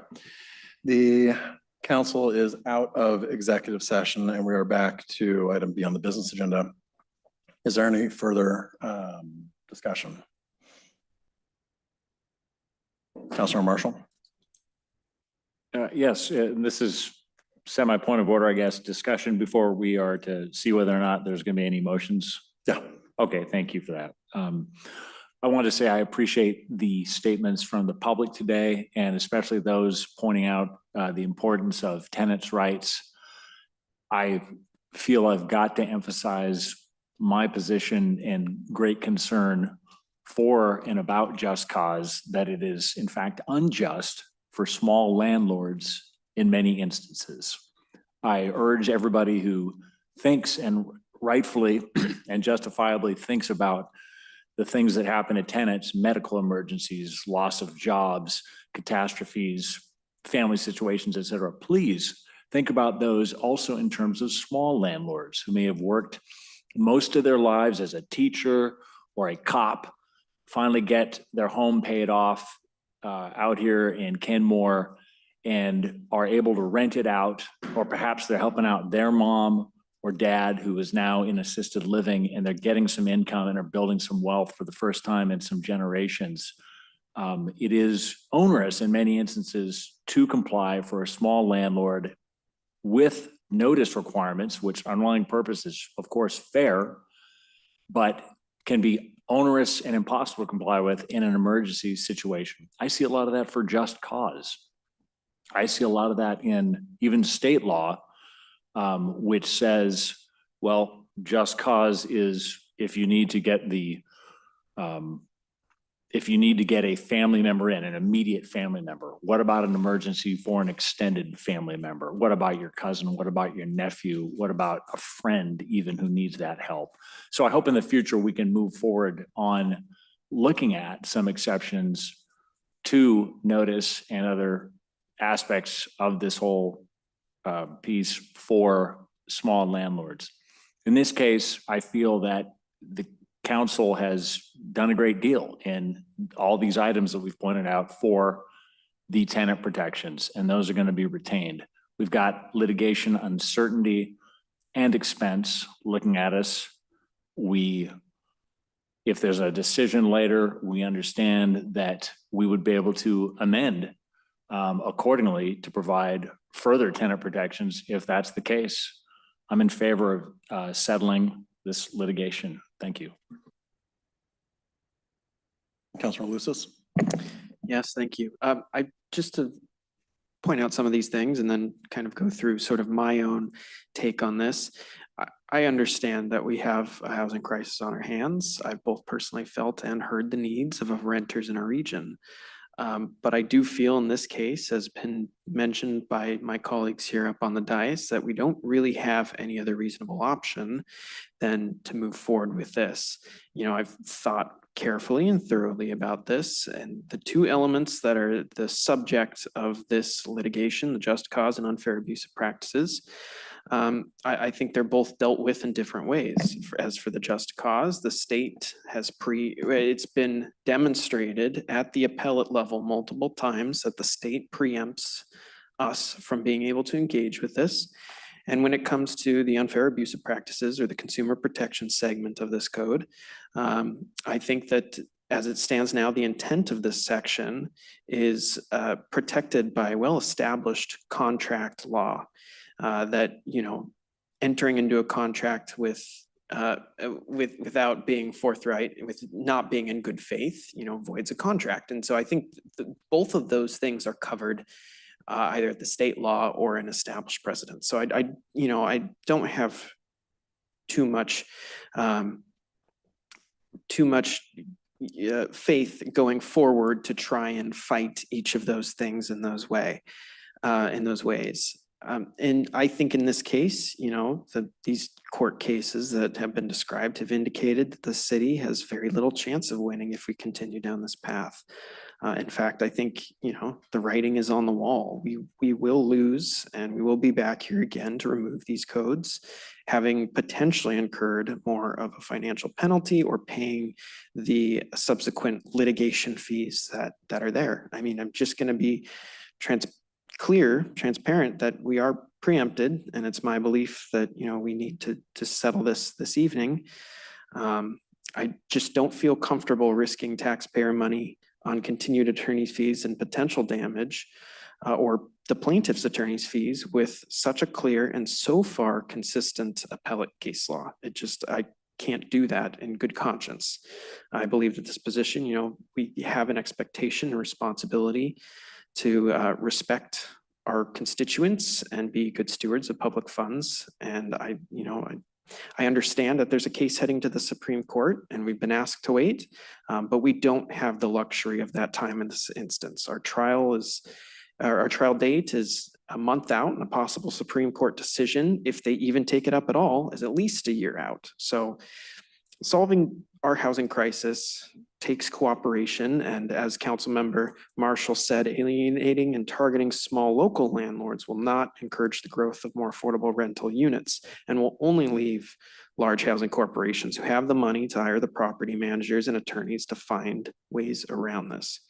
Don't get me wrong, we should do what we can to protect our residents who are being treated unfairly, but I think in this case, it is clear what us as a city, our legal limits are. All right, it seems like we're in final discussion at this point. I'll Councilmember throw in a Culver. few more things. I mean, I'm glad the collaboration point was brought up by Councilmember Lutzis. I think worth adding to this timeline, not just that these ordinances were enacted in 2022, but we actually invited them to the dais as part of a panel discussion in 2021. So they've had a very active seat at the table in shaping these. Whereas our renters, many of them right across the street, let's remember that 30% of our community are tenants. They're a huge constituency in Kenmore. They have no idea that this is happening. We barely got word out. This was published on Wednesday. We might learn more at the conference tomorrow. I know we can't get into wonky details on that, but I guess I would just say, I don't think the ink is dry on this. And I think if there were a decision to come down from Supreme Court, that would preempt this.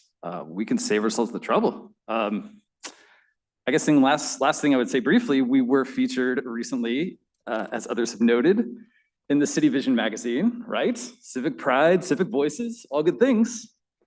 And Peter Kageyama had a great quote that I loved. When we love something, we cherish it. We protect it. We do extraordinary things for it. This mutual love affair between people and their places is one of the most powerful influences in our lives. I don't think we're asking for something extraordinary here. I think the suggestion would be let the courts do their thing at a Supreme Court level. So yeah, I guess we'll wait for some motions, but I wanted to get that in there. So thank you. All right, the chair would entertain a motion to approve the settlement and release agreement between the City of Kenmore and Washington Business Properties Association and authorize the city manager to sign the agreement. So moved. Second. All right, motion from Councilmember Shrubnik, second from Councilmember Lutzis. Discussion, or I should say further discussion, because it seems like. All right, well. I'm sorry, really quick. I should have asked this. Councilmember Culver. Thank you. Yes, appreciate the recognition. I guess, could you give us any sense of if? Oh, we're past the question asking. This is discussion. So. I am too late then. I will holster my comments. All right. Is there any discussion before we call the roll on this? Okay, speaking for myself, I am very proud of the work that we've done as a council with these tenant protections. We were ahead of many other cities, and we were, frankly, being visionary and going beyond what a lot of other cities were doing. And I really am proud of the work that we've done as a city and as a council in the area of tenant protection. I am not a huge fan of being bullied, and I'm not a huge fan of us essentially passing ordinances because of a threat of a lawsuit.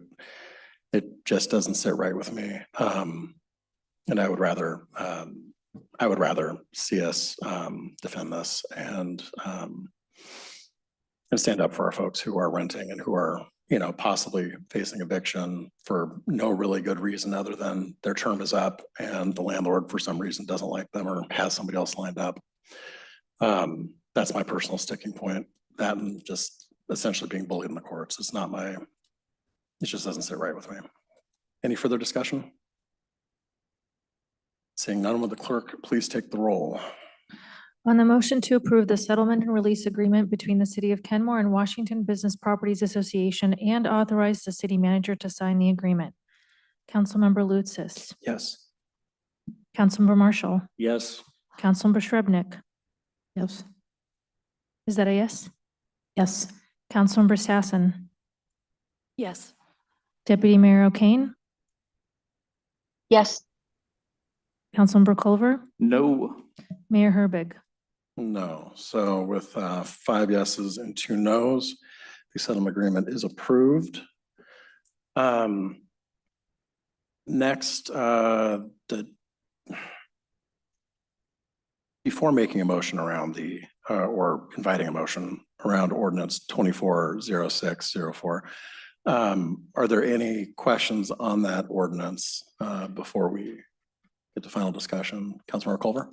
Could we increase the time involved for it to go into effect? It's currently 5 days, which I think is very short notice. If we were to increase it, that could potentially buy more time for the Supreme Court case while still fulfilling at least the spirit and I think probably the letter of the law of the contract. So maybe, I don't know who to look to for that question, but yeah. I think that might be a question for the city attorney. Because I believe there's a time frame in the settlement agreement for something to be enacted, I think.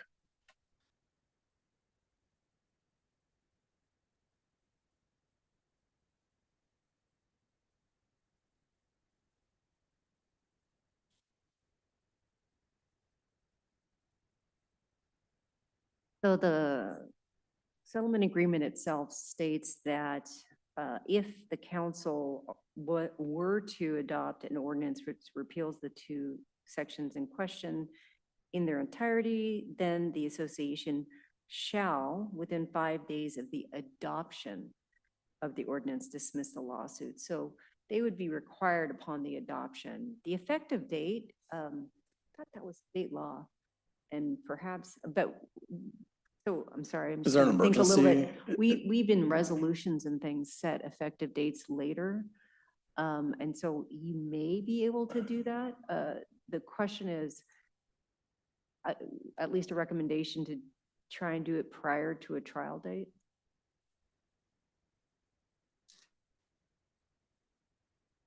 Any other questions on the ordinance?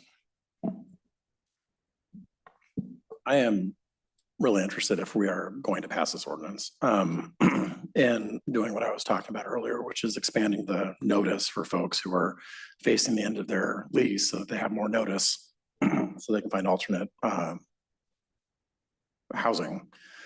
I don't think that's something that we could work out tonight. It sounds like it would require some work on your part to figure out how to do that.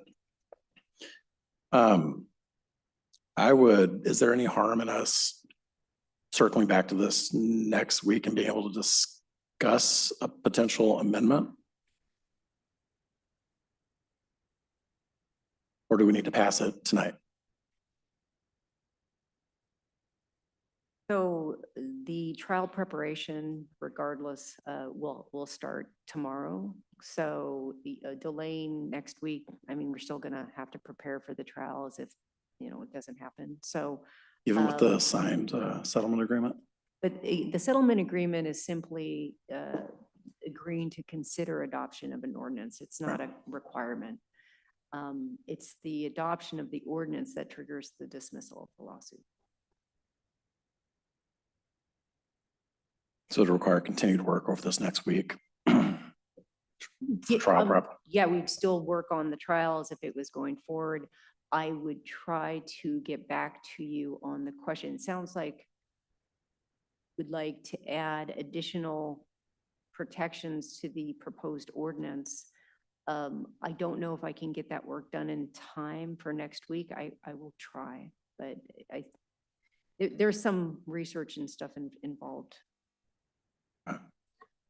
Well, I can't make motions as the mayor, so I would entertain a motion to table this to a date certain to next Monday. So moved. So moved. And I'll second my own motion.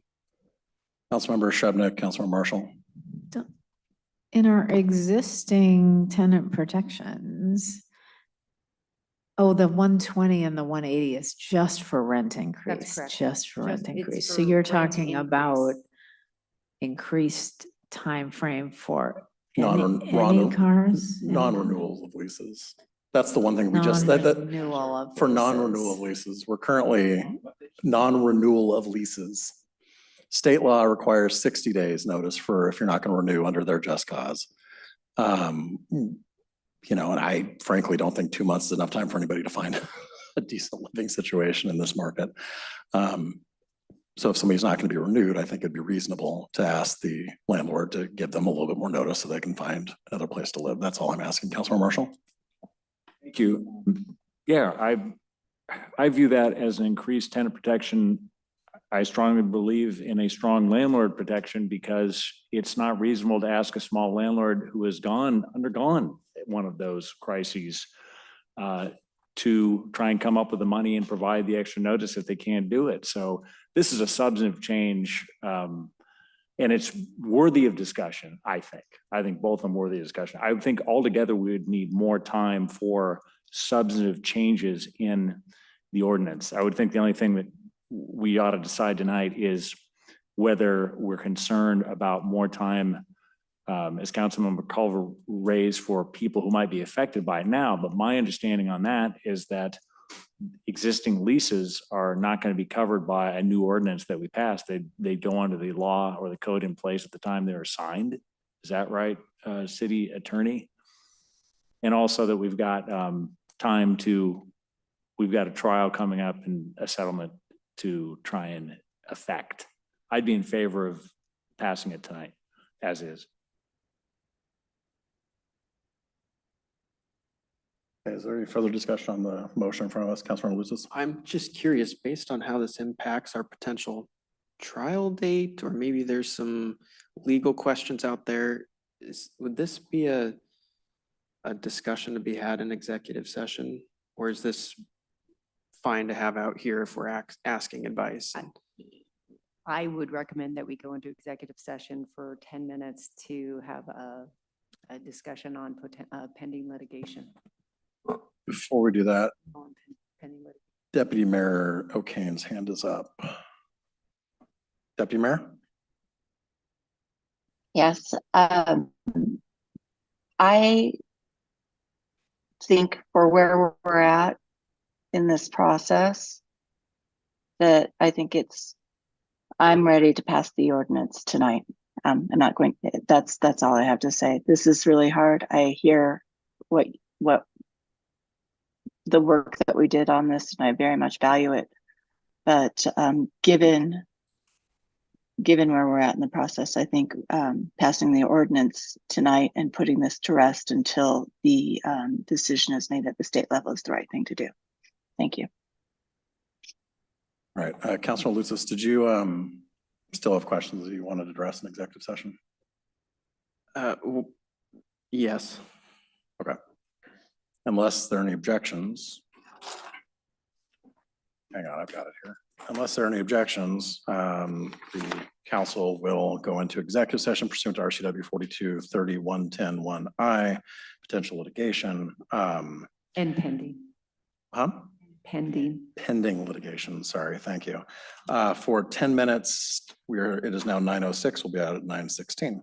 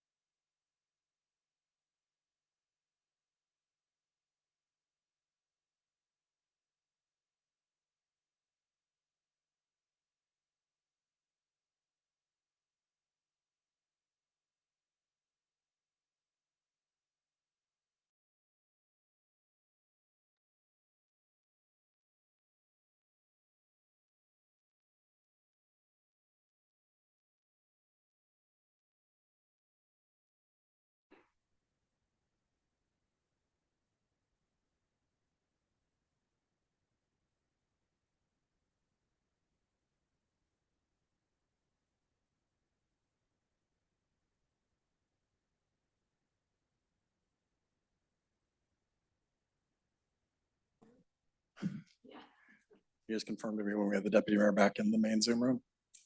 Stand by. Thank you.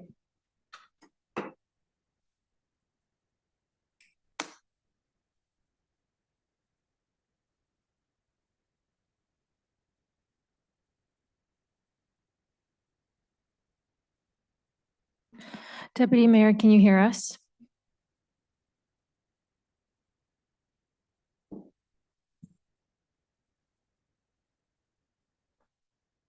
Deputy Mayor, do you hear us? Yes, I do. Do you hear me? We hear you. All right. Thank you. Council is out of executive session once more. We come back to the table, to the motion on the table, which is to table this to next week so that council could work on, excuse me, possible language and legal advice around extending notice for the end of leases. Any further conversation about the motion to table? Okay, not seeing any. Councilor Lutzis? I think, it may be easiest to go forward with the ordinances as they are tonight and then revisit this at a later date when we have a little more time to think through and discuss. And we're not up against the deadline of an imminent litigation in court. Any further discussion? Councilmember Culver? Yeah, just to be clear, we have 30 days, right, to pass this? The what? We have 30 days to adopt this, right? I don't know. That's a question for. Yes, pursuant to the settlement agreement, the city's action, it would say within 30 days of the effect date of the agreement, the council would agree to consider adoption of an ordinance, which is before you tonight. And based on accepting the agreement, the timeline with the court is sort of preempted at this point, to use a pun. There's no constraint with the courts now. There's no more. I'm sorry, I didn't understand. The trial date is October 14th. Right, but based on us setting the agreement, that's not going to, based on us agreeing to it, that is not going to go forward as long as we hold up our end of the agreement. Correct. The settlement anticipates, if it is signed, that this council would have the option within 30 days to consider the ordinance. And upon adoption of an ordinance, repealing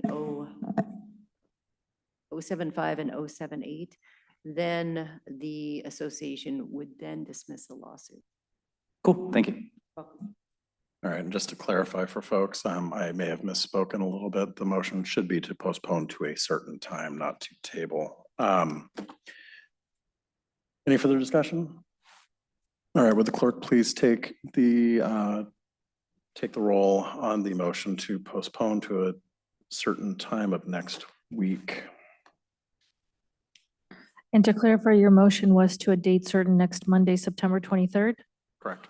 Okay, on that motion to postpone this item to that date, Councilmember Lutzis, No. Councilmember Culver, Yes. Councilmember Marshall, No. Councilmember Shrubnik, No. Councilmember Sassen, No. Deputy Mayor O'Kane, No. Mayor Herbig. Yes. With 5 in favor and 2 opposed, the motion fails. That brings us back to, well, actually, we don't have a motion in front of us for the ordinance, do we? No, okay. Well, then the chair would entertain a motion to approve proposed ordinance 24-0604. So moved. Second. Discussion.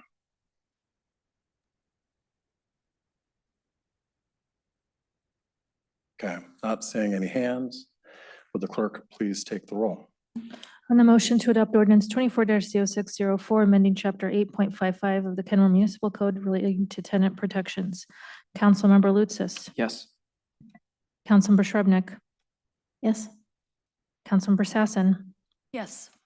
Councilmember Culver, No. Councilmember Marshall, Yes. Deputy Mayor O'Kane,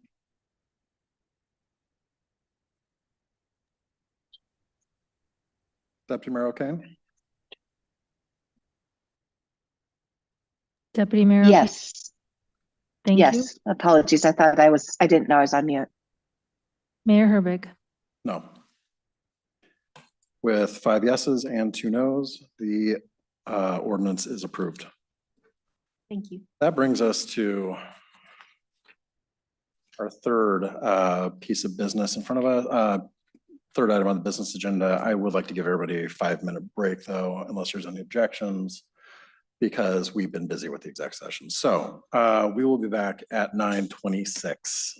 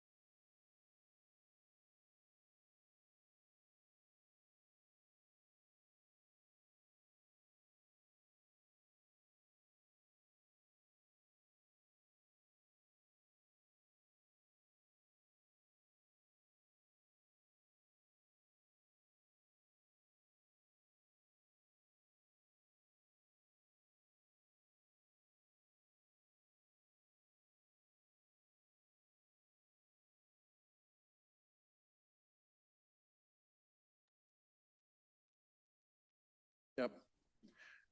Kenmore City Council is back in order. Councilmember Culver is excused for the rest of the meeting.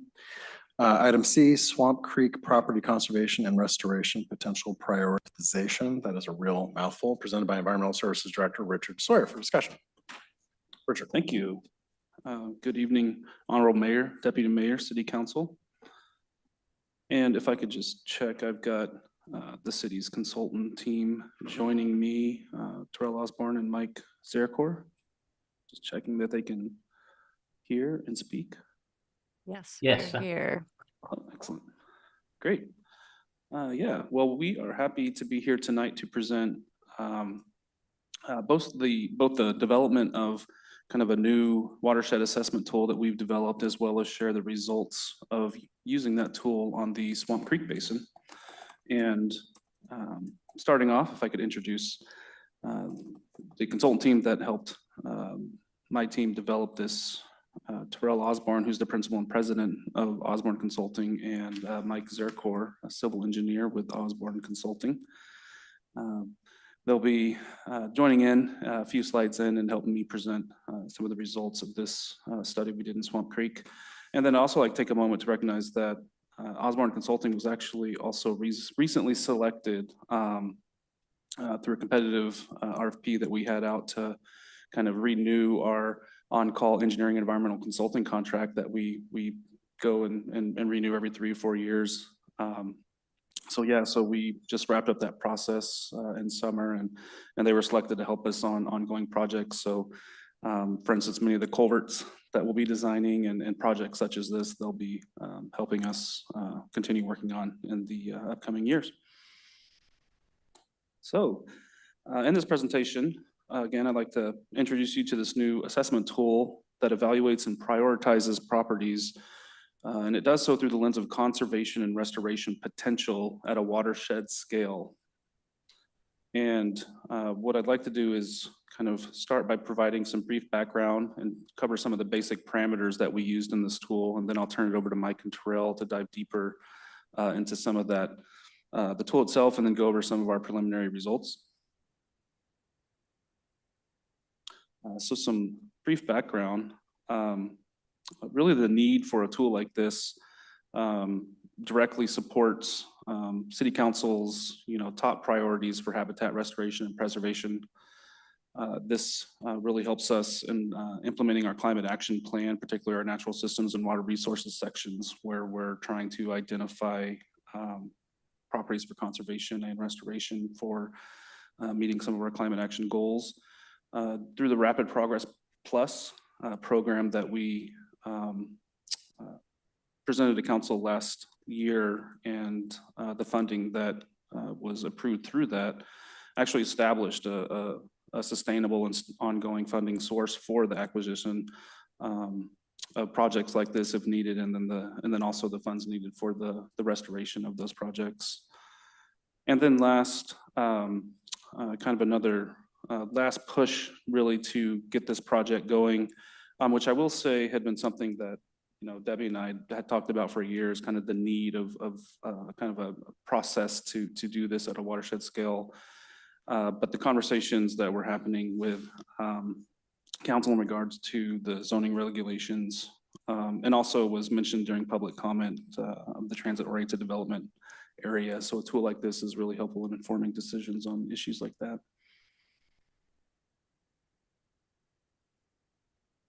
So first, just high level, cover kind of some of the inputs that go into this tool.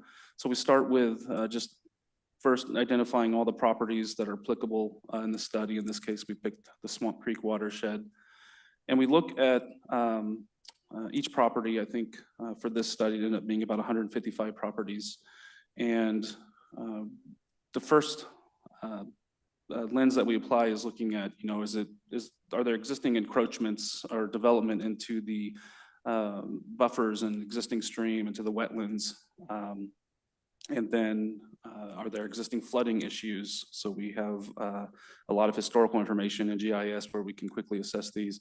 And then another useful part of this tool is identifying reasonable use exception properties. So these are properties that could be entirely encumbered with critical area, but through state law, we're required to let them at least build one habitable structure on the property.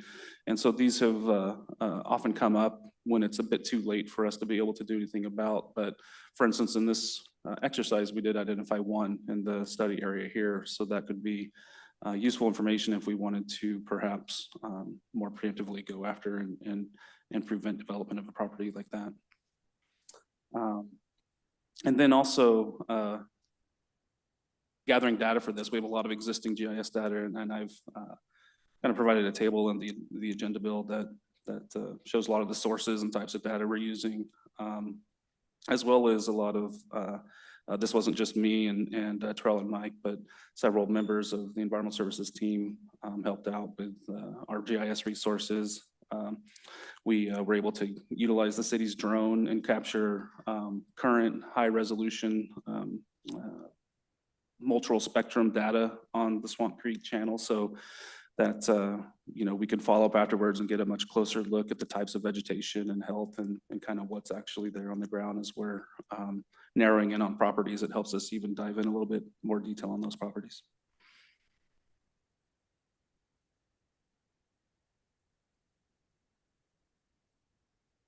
Sorry, I jumped into the next category parameter that this tool uses is we look at it through a lens of wetland creation, enhancement, or flood storage. So we're looking at a lot of different data layers, but really what we're trying to look at is what's the potential for this property to actually create new wetland areas or flood storage, and then score that accordingly.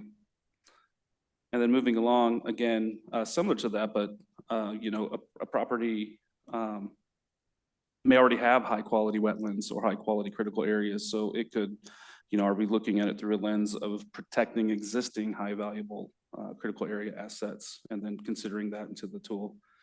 And then next, riparian planting and invasive species. So again, evaluating the property through another lens of what's the potential where we could really enhance this stream side with riparian plantings or the removal of noxious weeds. And then last, looking through a lens of stream restoration. So again, pulling in kind of some of those basic parameters of just, you know, how long, how much stream area exists on the property that we have to work with. How close upstream or downstream to a known fish passage barrier that it might be, and then evaluating that potential improvement value that we could get by doing a project on that property.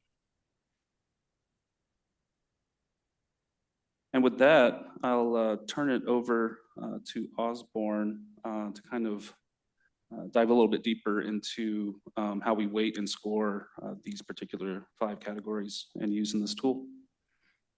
Yes, thank you, Richard. My name is Terrell Osborne with Osborne Consulting, and we've been supporting the city staff with the development of this assessment tool. And as Richard mentioned, we're recently selected to continue supporting the Environmental Services Department with the continuation of the on-call. So thank you for that opportunity to continue to partner with you and the city and the great work you are doing.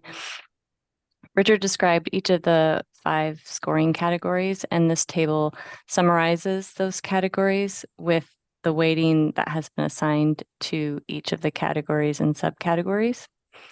So as a reminder, the tool is a living document with the ability to change the weighting and scores as new information comes available or city priorities shift. And currently, each category has been set with the same total score of 50 points, and the results can be viewed by category or the total average, compiling all of the 5 categories together. With that, my colleague Mike Zarakor will run through the results and associated maps. Yeah, thank you, Terrell.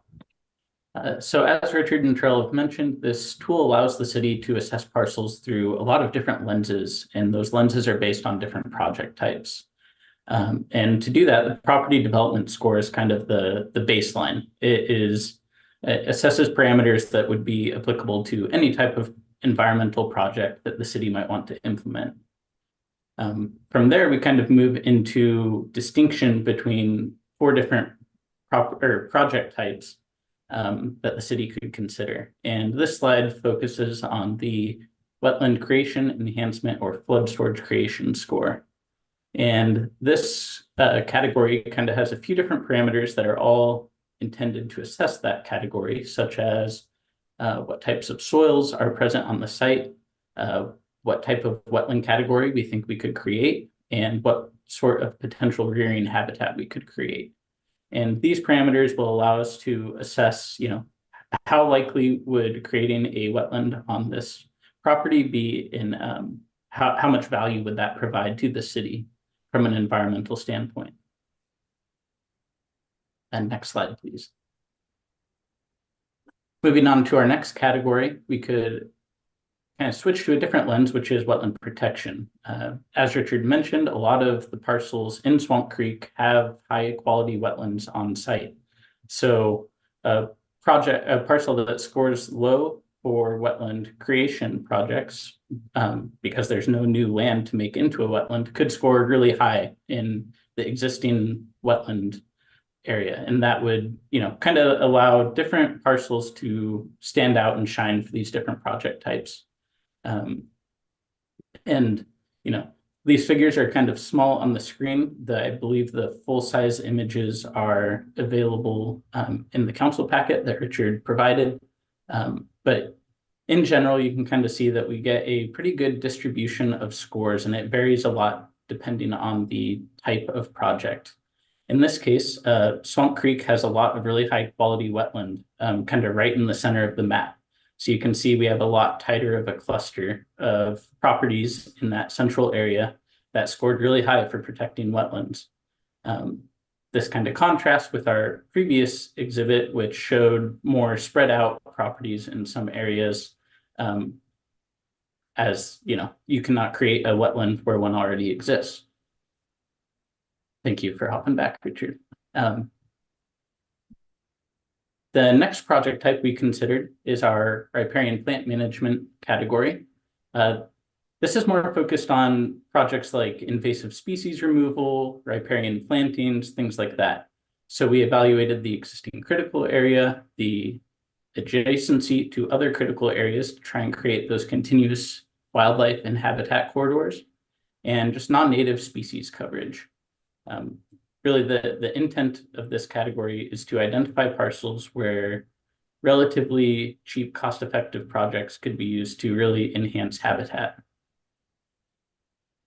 Next slide, please. And finally, we have a stream restoration category. And as the name implies, this category assesses the value of performing a stream restoration project on a given parcel. We considered the length of the stream on the property, proximity to fish passage barriers, with the thought that maybe we could partner a project that both restores stream and creates habitat with a barrier removal. Conversely, it also takes into consideration if there are downstream barriers that could limit the value a stream restoration project would provide. And finally, just the amount of habitat that could be improved through that restoration. On my screen, it looks like we might be having PowerPoint issues. Is that the case? Sorry, Mike, the clerk is fixing that as we speak.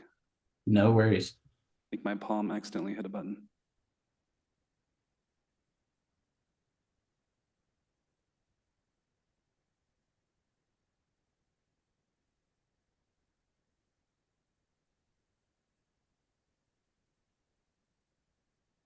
Looks like we're back.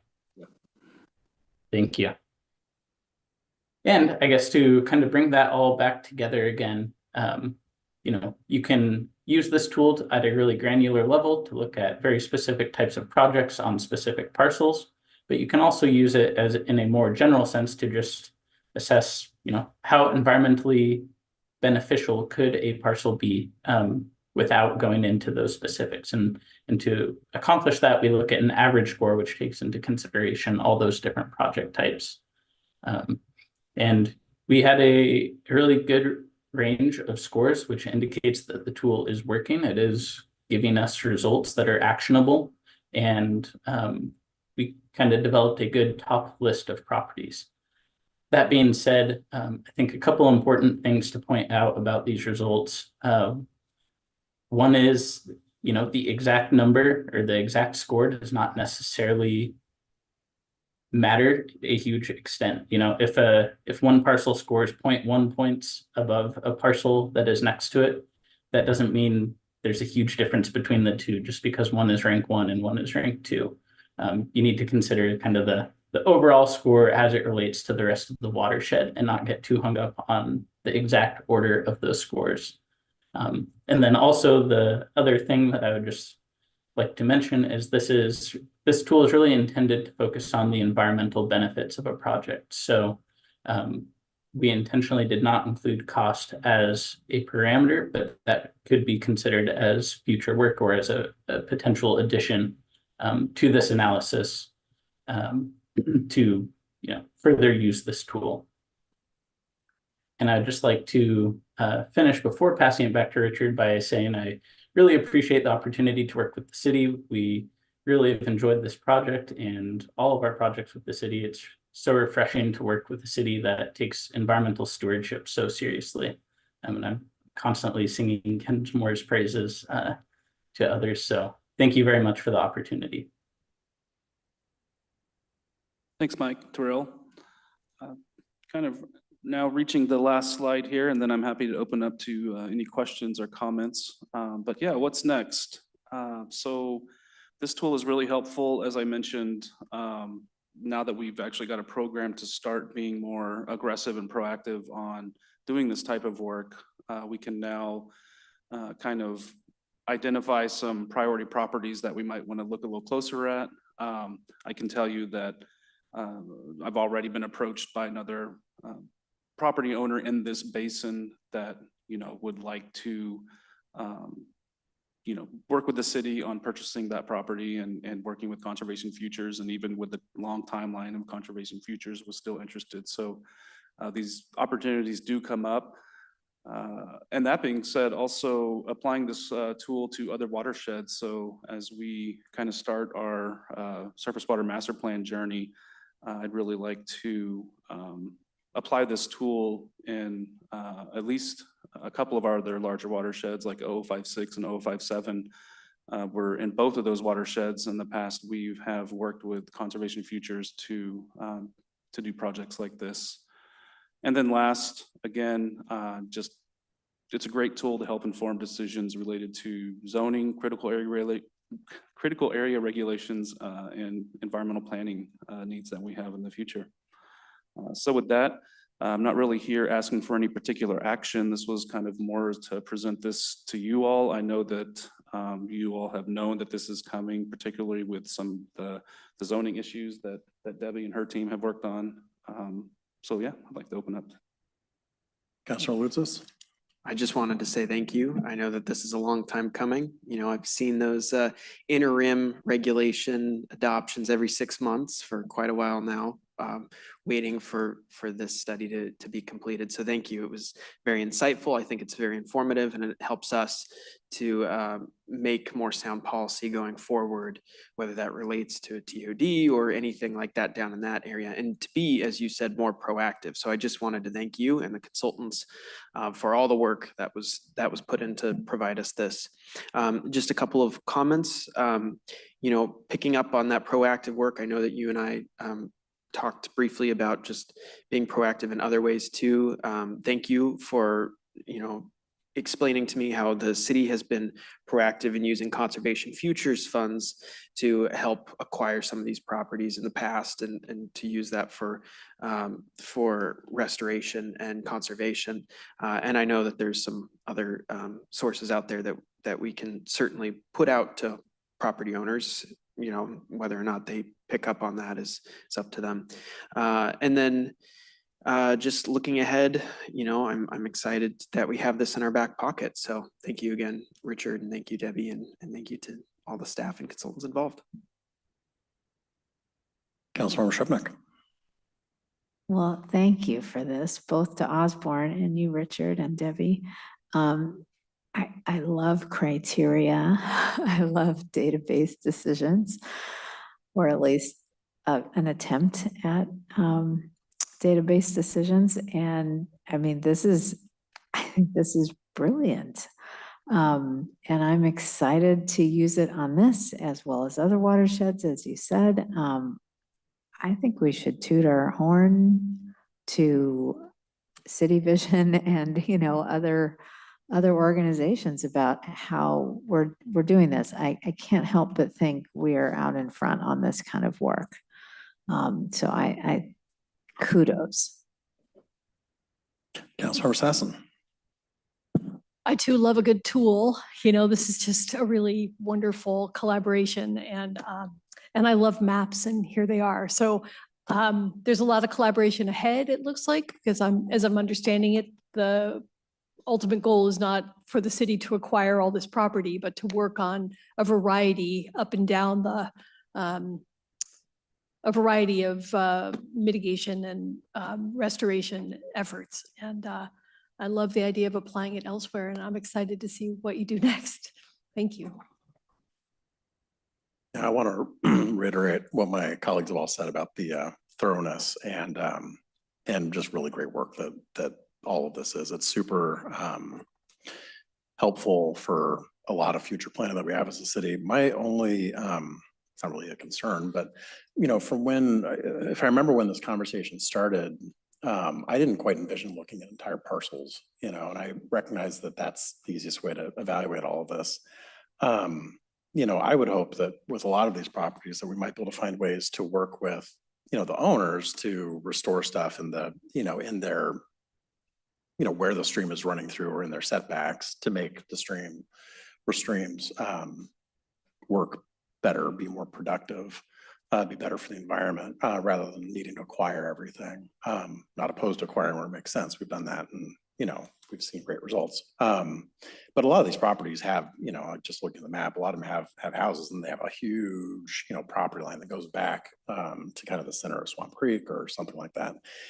And I would hope that we can try to figure out ways where it makes sense, where we can get a good bang for our buck, to partner with some of those property owners on ways to improve the areas that they can't already use anyway, to better, you know, build a healthy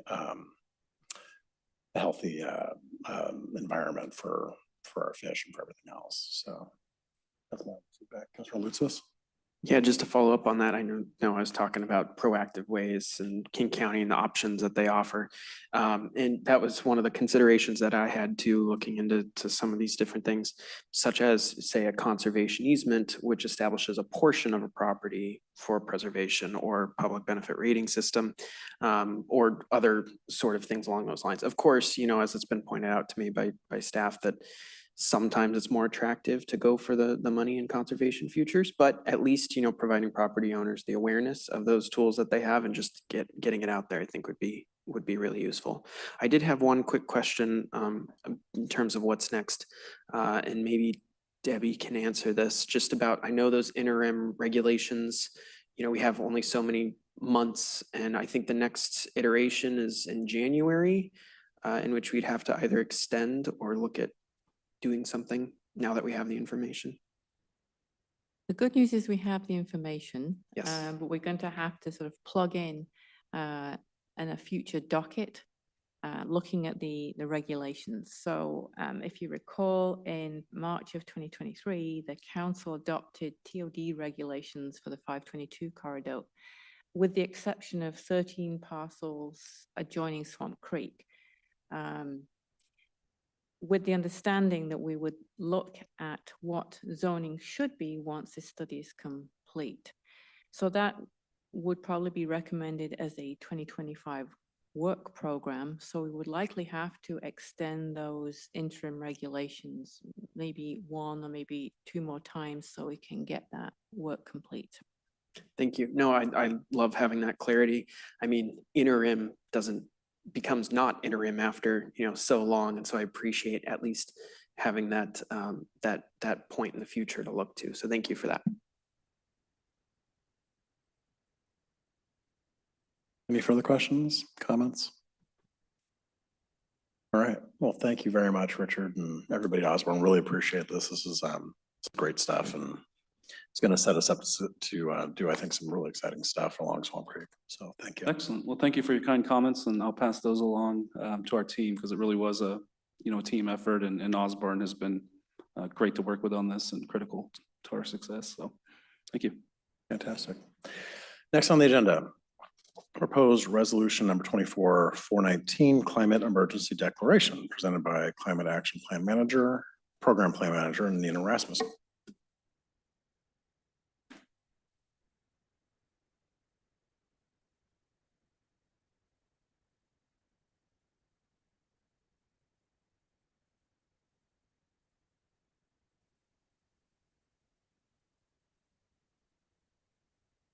Good evening, Mayor, Deputy Mayor, and Council.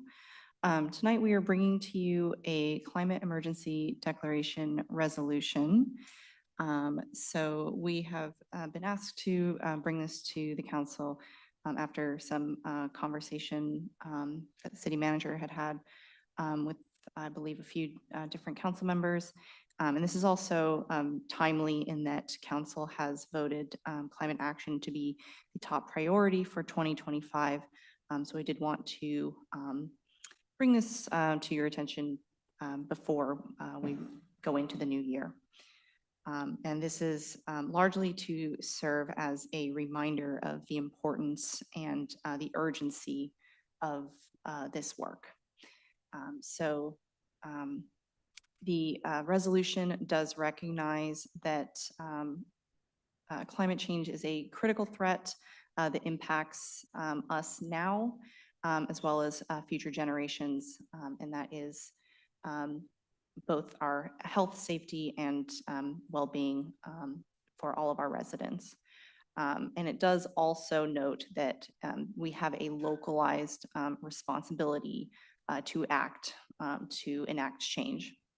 And again, as I said, it reiterates that urgent, sustained action. And I did add our goals up there as a quick little reminder of what we are trying to achieve in the next few years and then beyond that.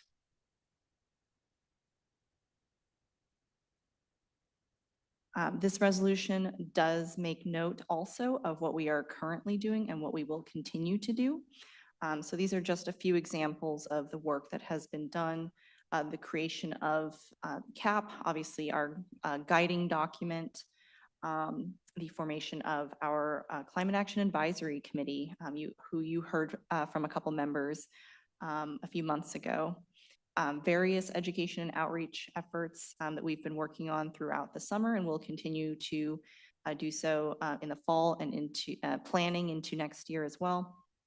Richard just spoke to our local waterways protections, and we will continually seek external funding and bolstering our partnerships with neighboring cities and regional partners, as well as being a large supporter of state climate legislation. We know there are a couple things coming down the track in this next session, so we'll be keeping our eyes on that.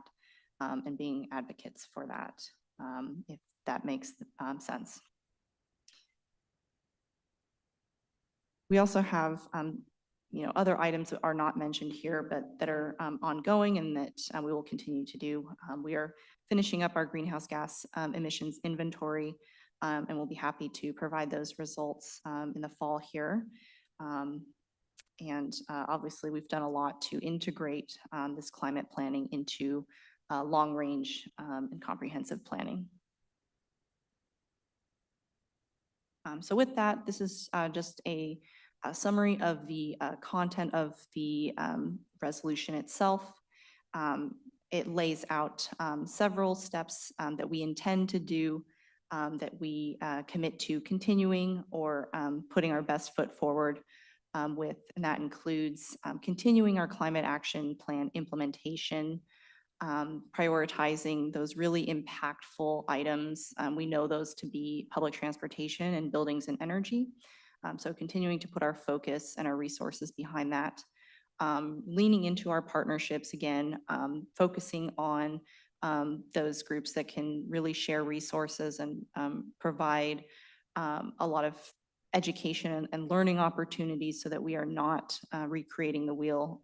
We are being efficient and effective, but also our smaller cities, so we can support them, local businesses and community organizations, so we can make sure we have all those voices at the table.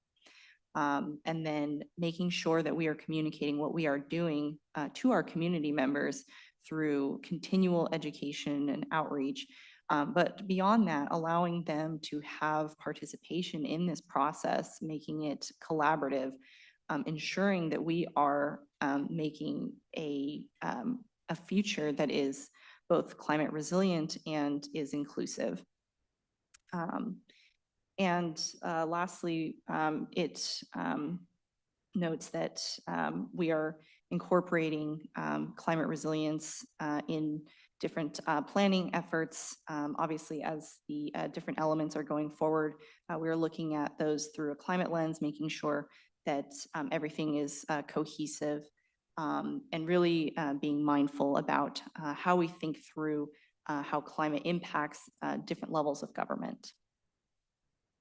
And with that, I will open it up to any comments or questions. Questions? Councilor Lutzis. Yes, thank you. Just in terms of this sort of emergency declaration, I'm curious about, what this does, if it releases funds, if it devotes staff time, or if this is just more, a little more symbolic, for lack of better terms. It would be more on the symbolic side. Okay, thank you. Questions, comments? Councilmember Shrubnik and then Councilmember Sassen. Yeah, I would agree it's largely symbolic, although I have to say I really appreciate the first clause about emphasizing transportation and building energy. I think that's substantive. Councilor Sassen. This exceeded my expectations, so I want to thank you for that. To me, it feels not just symbolic, but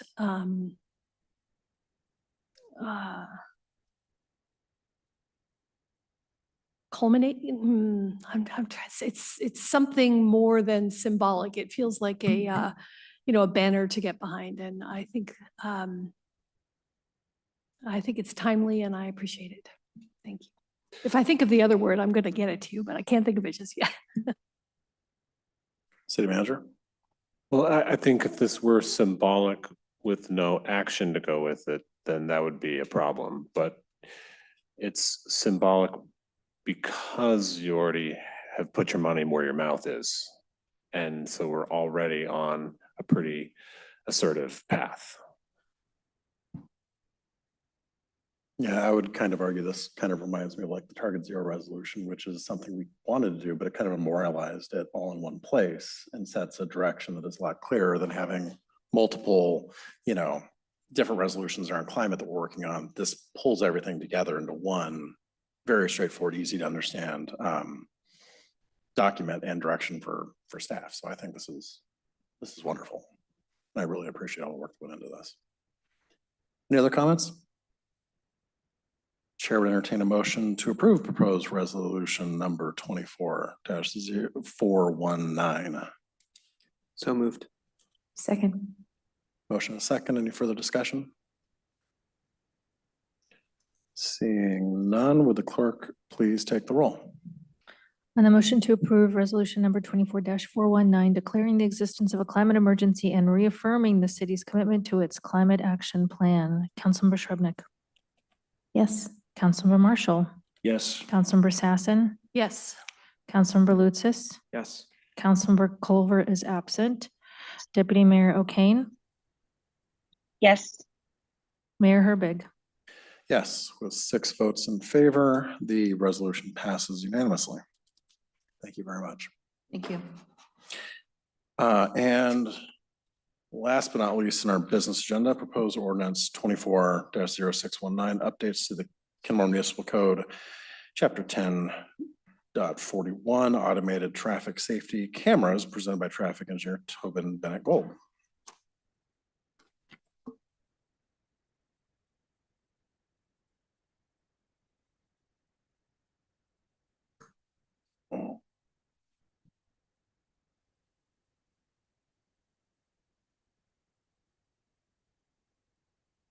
Good evening, Council. Thank you so much for staying up late. I know it's getting to quite an advanced hour, so I'll try to keep this to a quick 90 minutes. No, but really, this is not new information. This is all information that we've talked about before. I'm going to run through some follow-up on questions that you had in our June meeting, and then just walk you through exactly what council direction was and how that's translating into the action that we're recommending tonight. So I did want to sneak this in right here. We have a new CAPE logo right here. I think it's elegant and understated, and we're going to use it to brand everything that CAPE pays for. Let people know that this program is working to keep our streets safe, and really tie that investment to safety to the program that's helping bring that safety. And I won't get into that, but I just wanted to sneak it in. That's the big reveal. Okay, so June council direction. We came to you with some discussion, updating the update on the performance of the first year of CAPE, reviewing the changes to state law that came about in March, which are necessitating some program changes almost whichever direction we go. I brought recommendations for changes to the CAPE program and recommendations for new CAPE location. Based on that discussion, council's direction was to expand the scope of speed enforcement to include all speed violations in addition to school zone speed violations, revise the fine schedule to offset increased programming expenses, implement CAPE in the Inglemoor High school zone. So expanding the speed enforcement, we also had the clarification that this should be consistent across all locations. That is going to be the current locations that we have, as well as new locations. We will have consistent scope of enforcement at all of our locations.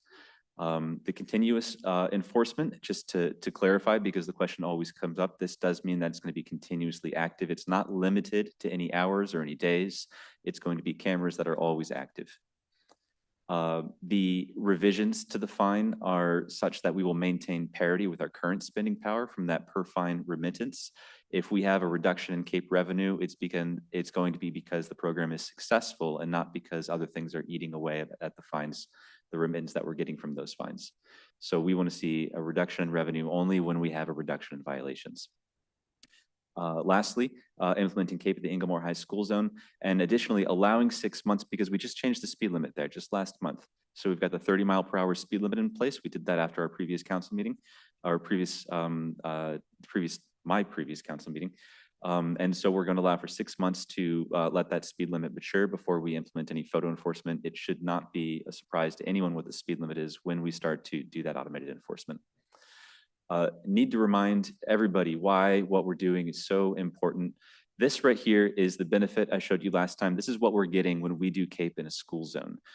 We see nearly a 90% reduced risk in fatal crashes and just a 43% reduced risk in crashes of any type. It's a really dramatic change that this makes.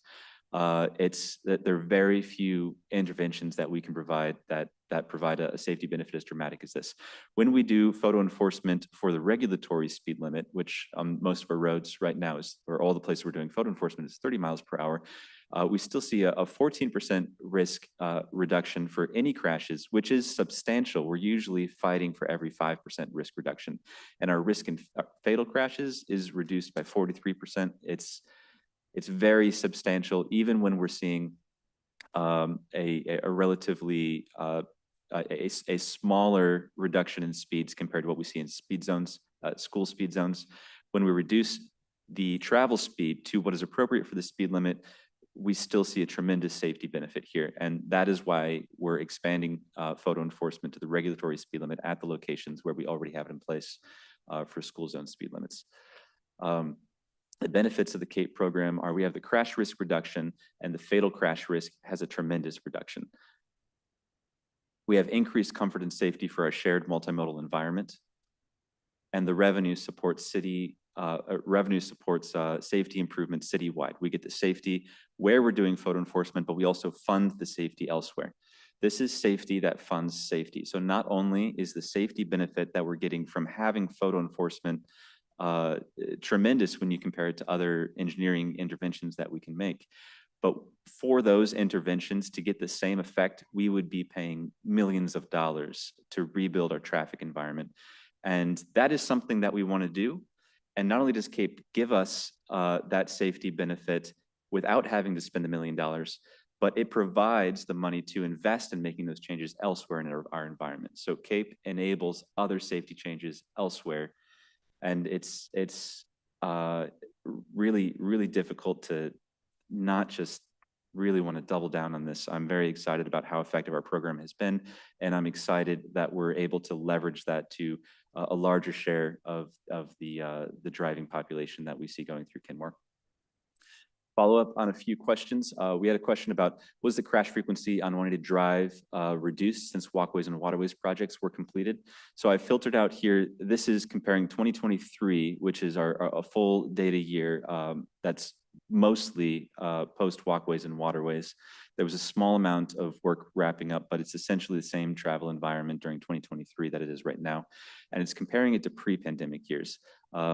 This is, again, I caveated this last time, it's very difficult to have rigor with one data year for crashes based on how much variability we see in crashes.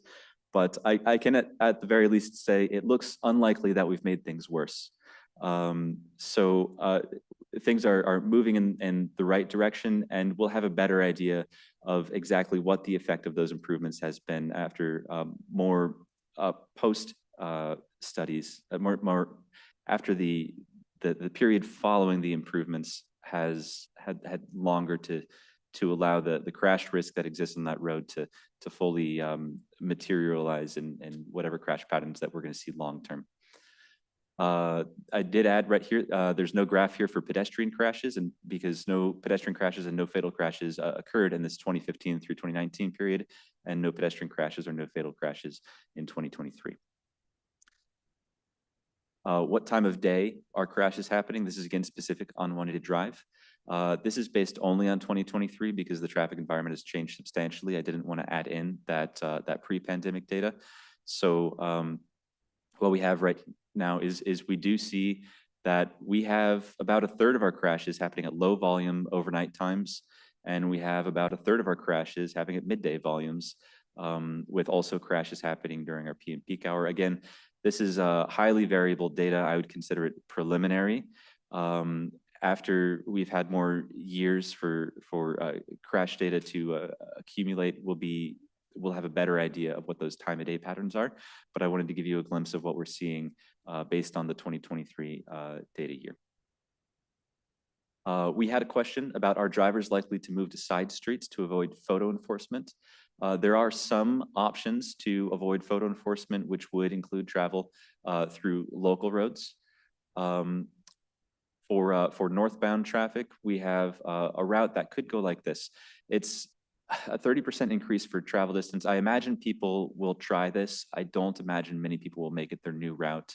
It seems, I'd be very surprised if even speeding, you could save any time versus driving the speed limit on Simons Road by traveling this, but it goes through that section of 155th Place right there, right where it skews north off of the main collector alignment that would go down to the 153rd signal.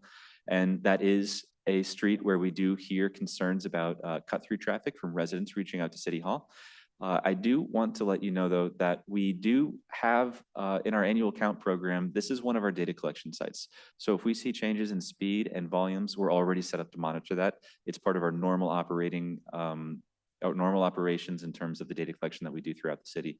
So that's something that we're already keeping an eye on no matter what happens. For northbound Juanita Drive, there really isn't any attractive route on here that would take you through local roads. For southbound traffic, we have some attractive ways to avoid going on southbound Simons through the school zone. These are on collector streets, though. They are not on local roads. And so we may see some people taking 84th South and approaching the signal through 155th Street. But that's not something that we would consider as being impactful to local streets. Those are collector streets, and they're built to a different standard and have different levels of access provided on them. But we also have data collection in these areas that we'll keep an eye on. For southbound one-way drive, again, we don't really have routes that would get you to the same place by taking local streets. Lastly, for 73rd, here you can, I mean, we just talked about all the wetlands and everything. There's very little ways to get off of 73rd and get onto local roads, whichever direction you're going. So this, I think, is a very low opportunity for alternative routes that would get you to the same place. There are some ways that you could get over to 522 or enter Kenmore in a different place, depending on where you're coming from. But it's really not a place where we expect local roads to see any impact from increased photo enforcement in this area. Okay, so getting into council direction, I'm just going to take them one by one. So we are essentially replacing school zone speed violations with speed violations. Speed violations is inclusive of school zone speed violations. So this is speed violations of any type, where the speed limit is the school zone speed limit or whether there's a regulatory speed limit. That is what we are expanding our scope of enforcement to. We are revising the fine schedule right here, just to walk through the fine schedule real quick. That first line of the fine schedule for 2024 is what our fines are right now this year and will be for the rest of this year. That second line, oh, sorry, right here, I wanted to call out that we do have, we don't talk about this much, but we have a separate fine for extreme school zone speeding. This is when not only are you going faster while the school zone is active, not only are you going faster than the school zone speed limit, but you are going faster than the regulatory speed limit by 6+ miles per hour. And we have a higher fine there. It is more similar to what a police officer would write you in person. And it's actually, of the fines that we give out, this is only about 1% of them. So this has dropped off precipitously as well. It's a fraction of what we were seeing before. There are no changes to this fine amount at any point in the year. It will not affect our revenue, and it's close to what the maximum fine amount is already, which the maximum fine amount would be $290. But I have not included in our revised fine schedule any changes to this one. So just wanted to be explicit about that. That one in the schedule as we have it right now is staying constant at $250. This next line right here, 2025, increases next year by $10, and that is to offset the increased operating costs by changes to our photo enforcement contract. And then this increase in 2029 to $135. That one is to offset the contribution to the Washington Traffic Safety Commission, which will kick in 4 years after we make changes to our program. Additionally, thereafter, the fine will be indexed to the Consumer Price Index every 5 years after 2029. And for that, what I am expecting that we'll do is we will just match the increases that Washington State is doing to their maximum fine and increase proportionally. Lastly, we have Inglemoor High School Zone right here. So as part of the new RCW that came out in March, we have several elements of analysis that we have these elements in our analysis previously, most of them, but now they are required. We will be publishing this analysis on our website. What we have right now is we have an analysis of our baseline program, and going through the Inglemoor High School, we have found that there is nothing about this location that deviates from our assumptions about the base program. So the assessment that we have made of how our program affects livability, accessibility, economics, education, and environmental health, all of those assessments for our program are consistent with the Inglemoor High School site. So we evaluate this site and see if there's anything different about it. If there's nothing different about it, then we say that it's consistent with our program baseline, and that's what we've done for this location right here. Lastly, the RCW specifically calls out demonstrated need. We actually only have to meet one of these. It's the way our program does site selection. We end up meeting several of these actually as a baseline for our own standard. In this case, the key warranting criteria are travel by vulnerable road users, evidence of vehicle speeding, and rates of collision. I've talked about this too for a school zone. We have a very small capture area for rates of a collision. So we do see this as one of our higher crash areas in terms of school zones. However, my preference is to warrant these based on evidence of vehicle speeding, and that often agrees with rates of collision anyway. Additionally, we have that last one, ineffectiveness or infeasibility of other mitigating measures.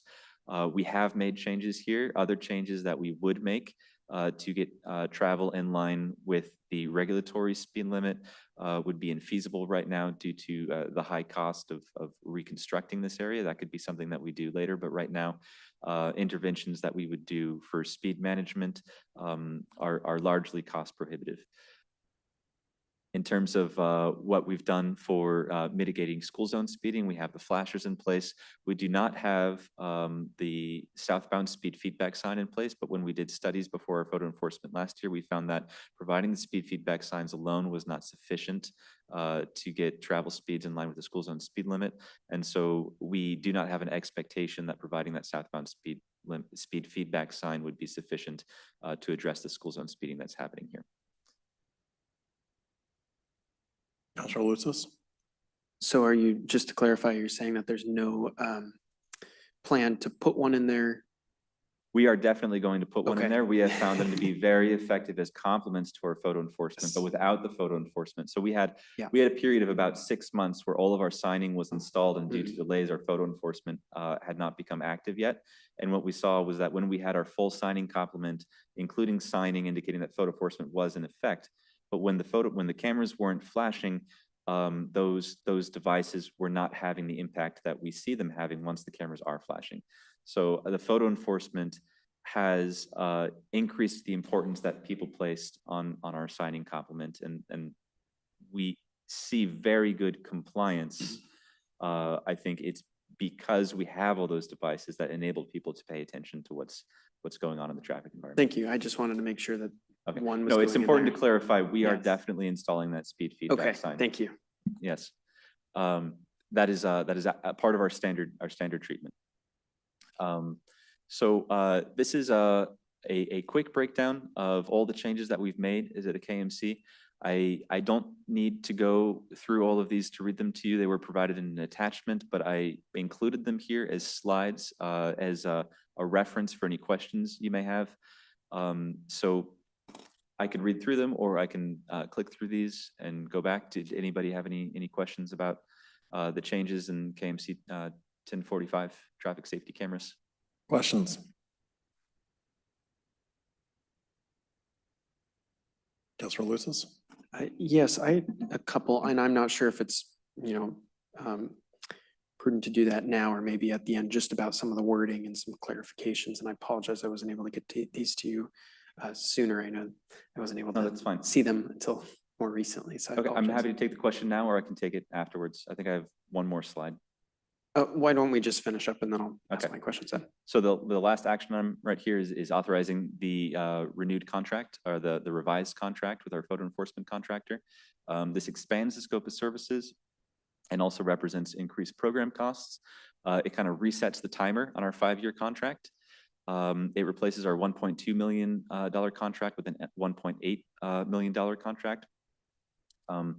This expansion of services right now, under our current scope of services, we have a net revenue of approximately $600,000 per year, and our estimate for revenue under this expanded scope of services is $2.6 million per year.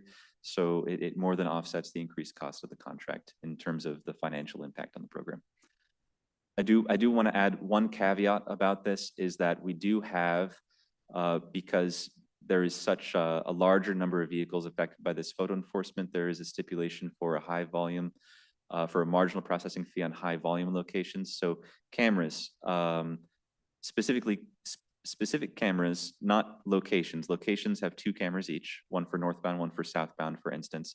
But specific cameras that experience more than 400 violations per month will have a marginal fee of $8 per violation above and beyond $400 a month. That's a pass-through fee from our photo enforcement subcontractor, basically for printing and mailing.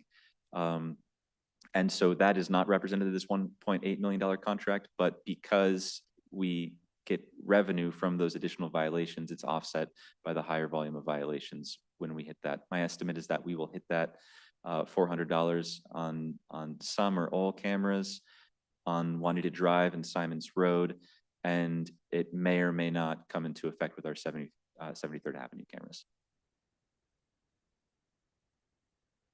Any other questions? Councilor Lucis? Yes, I have a few. I just want to say thank you so much for all this work, and I always do appreciate how much effort and thought you put into these presentations and all of the pictures and everything and the themes that you select for these. So thank you. Really quickly, and I'm just going to sort of jump around to some of the things that were in the agenda packet themselves.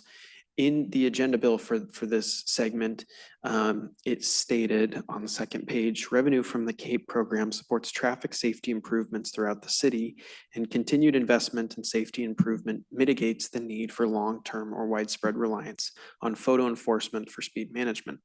And I know I already sent you this question ahead of time, but so just to clarify on what this is saying here, does this mean that it's, you know, that certainly the city's long-term vision for potentially getting to the point where we can remove these cameras when speeds are reduced, whether that's through widespread behavior change among drivers or physical improvements that encourage or kind of force safe driving?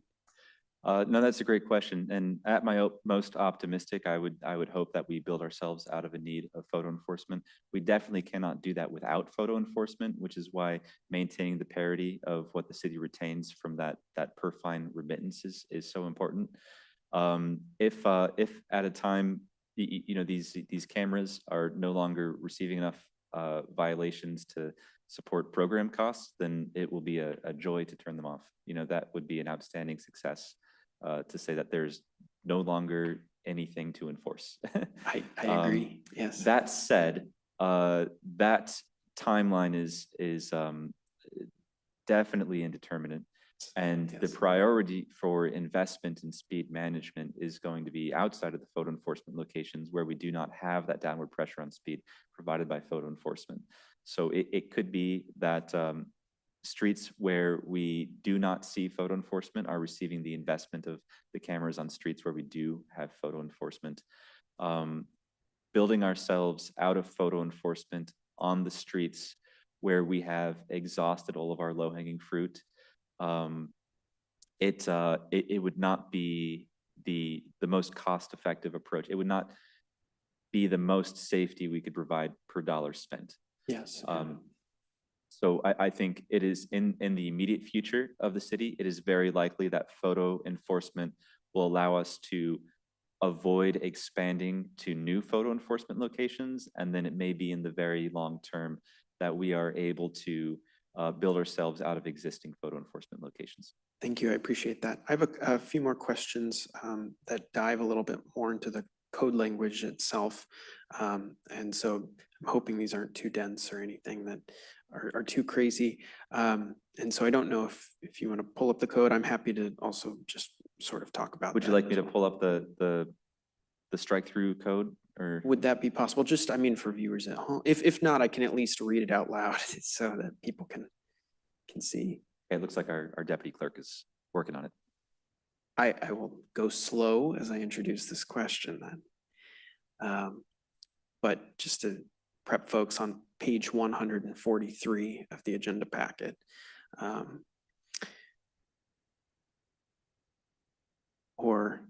that's 10.45.010 C5. Specifically, this says notices of infraction for automated traffic safety camera detected speed violations may not be issued to the registered vehicle owner of, and then A, it lists a marked fire engine equipped with emergency lights and siren, or B, an ambulance licensed by the Department of Health and equipped with emergency lights and sirens.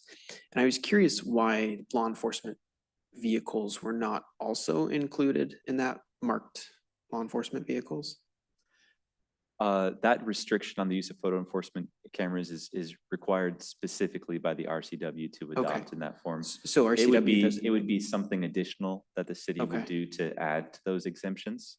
I did not have direction to expand those exemptions, and they were not included in our original ordinance. Yes, yeah.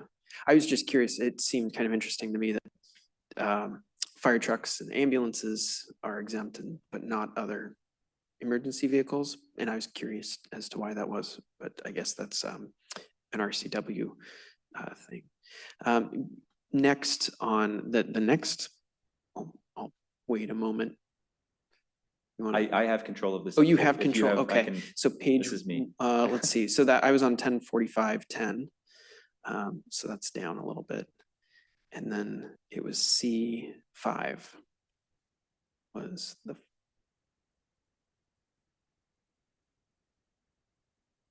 C5. Keep going. Keep going down. Yeah, so A is marked fire engines, B is ambulance licensed by the Department of Health. So I was just curious why law enforcement vehicles, marked law enforcement vehicles weren't in there. Not to say that I'm sure in review, they probably won't be if, adequately marked and having activated their lights. So C6, which is right below that, I had a question. And what does it, in the last sentence here, the city must consider installing automated traffic safety cameras in a manner that minimize the impact of camera flash on drivers.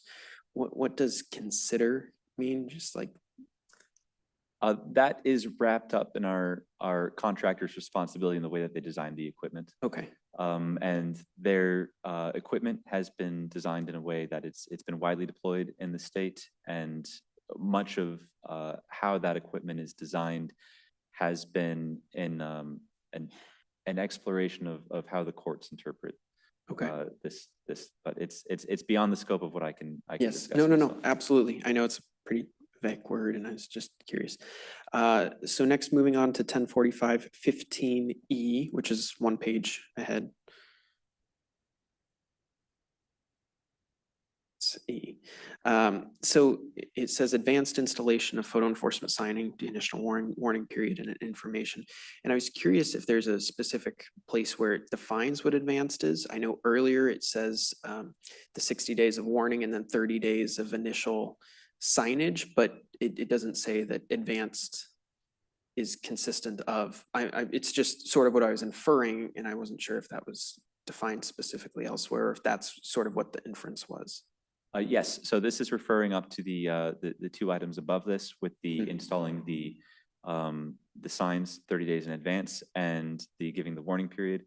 And what the new RCW has required us is it's required us to say exactly what form our public notice is taken. Okay. So these both items are explained in detail further up here. Okay. And they're being referenced here, but it's those it's the I can't quote exactly which items they are, No, but they yes, are given yes, in yes. further detail right here. So the Yeah. fact that we are doing those two things is what this item is saying constitutes our public notice. Okay, all right, I just want to make sure that that's clear. And then my last point, thank you for bearing with me, 10:45:70, which is one page ahead.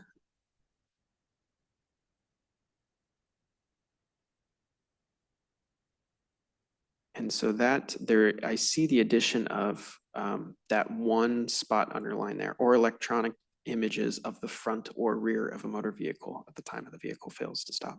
So is it, I was always under the assumption that our cameras captured the back of a vehicle passing through. Do we have any currently in place that's the front end? Or is this just in making our code compatible with RCW?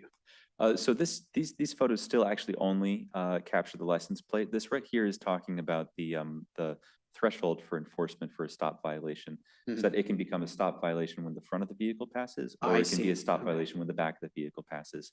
Our policy is I see, that okay. we go by the back of the vehicle.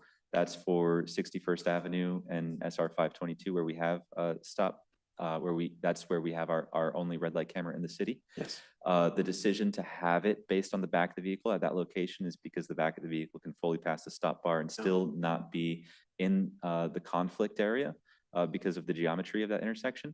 Yeah. If we expanded this to other locations in the city, then that may not necessarily be the case. And it may be that we have to, for those locations, have the violation be defined by when the front of the vehicle passes the stop bar, if that means that the vehicle would pass into the conflict area. And that's consistent with what is within the authority of the police to issue a ticket for as well. Absolutely, thank you. That was my fault, actually. I misread that as, breaking the sentence down, or electronic images of the front or rear.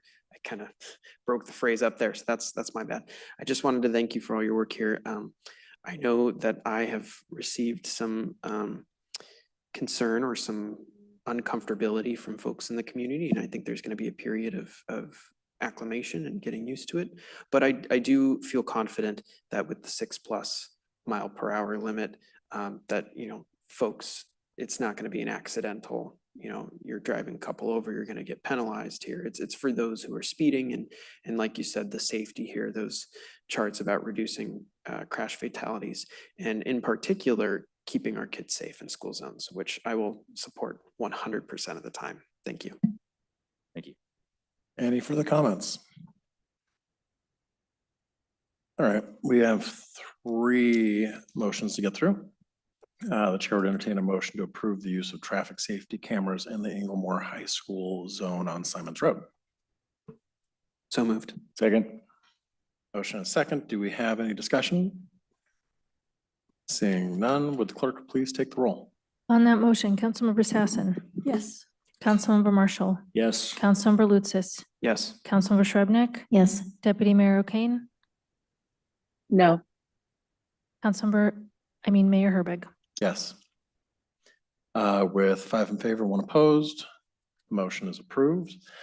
Next, the chair would entertain a motion to adopt ordinance 240619 to update chapter 10.45 of the Kenmore Municipal Code, automated traffic safety cameras. So moved. Second. Motion and second. Is there any discussion? Seeing none, will the clerk please take the roll? On that motion, Deputy Mayor O'Kane. No. Councilmember Shrubnik. Yes. Councilmember Sassen. Yes. Councilmember Lutsis. Yes. Councilmember Marshall. Yes. Mayor Herbig. Yes. With 5 votes for, 1 opposed, the ordinance is adopted.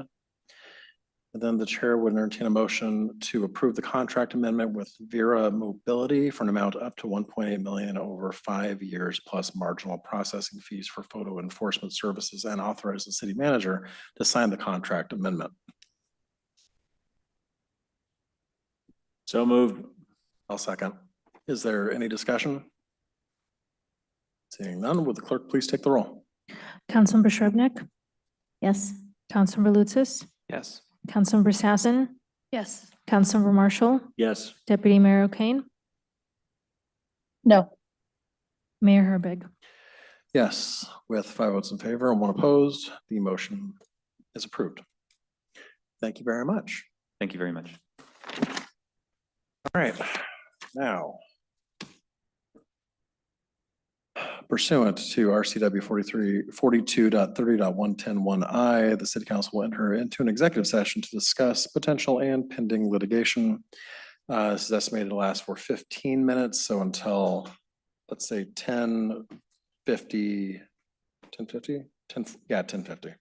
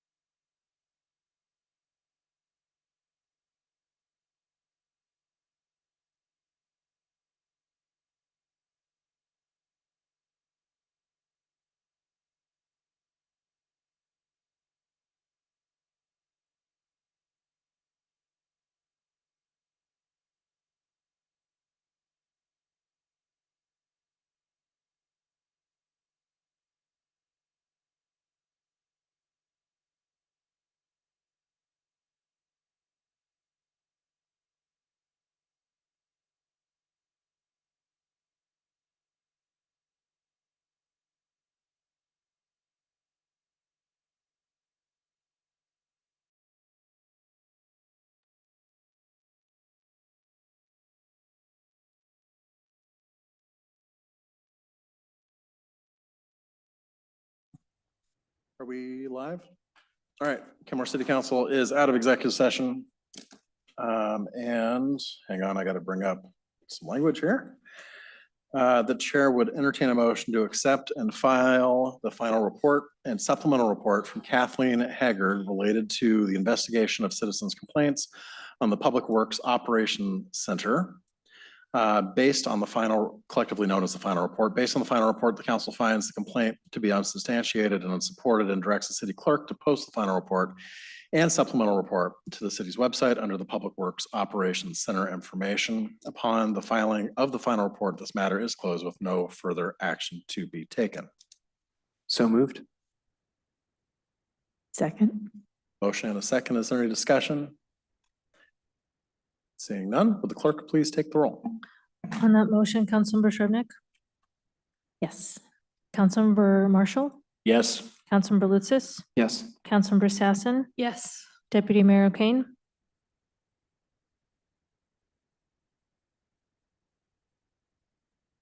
Deputy Mayor? Deputy Mayor, can you hear us? Now I can. I could hear, I just wasn't able to speak. Yes. Thank you. Mayor Herbig? Yes. With 6 yeses and no nays, the motion carries. All right, staff reports. Just one thing I'm really excited about, the Oktoberfest this weekend actually starts on Thursday with the Sip and Paint at the Kenmore Senior Center. And also beer and cheese tasting at Postdoc on Thursday. But the opening ceremony, the thing that really kicks it off, will be on Friday, this Friday, 4 p.m. at Copperworks Distilling. And then there's really fun activities continuing through Sunday. And the organizers and my coworkers have created this passport. And so if you go to all these locations, all these participating locations and get a stamp, then you get in a drawing for a cool prize. So it's just so great. Again, co-creators making this happen. These are our Kenmore residents and businesses that came up with this idea and wanted to execute it. And we're just trying to get out of their way so that they can do it. It's wonderful. That's all I have. I will be ceremonially tapping the first keg, I think Thursday at Postdoc. So unfortunately, I did not have Lederhosen. Council member comments and reports. Councilmember Marshall. Thanks to everybody who's involved in Streamfest. That was great. And one thing I'm looking forward to, in addition to everything else cool at the Oktoberfest, is the Burke Museum is going to be giving local Kenmore history talks at the community club I saw. So I'm really looking forward to that. That also is awesome. Councilmember Sassen. I have nothing to report this evening. Councilmember Shrubnik. Nothing to add. Councilor Lucis. Quickly, thanks to our staff, and then I also wanted to quickly report on the Joint Transportation Board meeting last Friday between the 3 regional transportation boards. The topics, I'm just going to breeze through these, were about long-range strategic plans for Metro Sound Transit, Puget Sound Regional Council, and WashDOT. There's tons of cool facts and figures. I'm not going to get into those tonight, but one thing I do want to point out to folks in the community, that King County Metro did point out that there is now an ORCA discount for day passes. This is both for regular and reduced fares that are now $2 cheaper than what they regularly would be. So again, for folks in the community, ORCA day passes are now cheaper. Love that. Deputy Mayor. Nothing tonight, thank you. All right, and since I've been laid up for the last 2 weeks, I have nothing else to report either. So thank you for your time, everybody, and with nothing more to come before us, Councilmember Sassen. Oh, thank you. All right, sorry, everybody. We do have one last thing, and that is what date was it again? October 7th, Coffee with Council. It's a Monday morning. Councilmember Sassen usually holds those down for us, is unable to make it. Is anybody available to make it on Monday, the 7th of October? 7:30 in the morning. I can't do it. Doesn't look like Councilmember Shrubnik can. Commissioner Lutsis can't. Deputy Mayor, is there any chance he can make that work? She's probably logged off. Okay, we will have our admin folks circle back. I with- can't, I'm sorry. Yeah, Okay, I cannot. okay. Could you just make sure that gets canceled then, Rob? Yes. All right, thank you. All right, with nothing else to come before us, we are adjourned. Thank you for the cashews.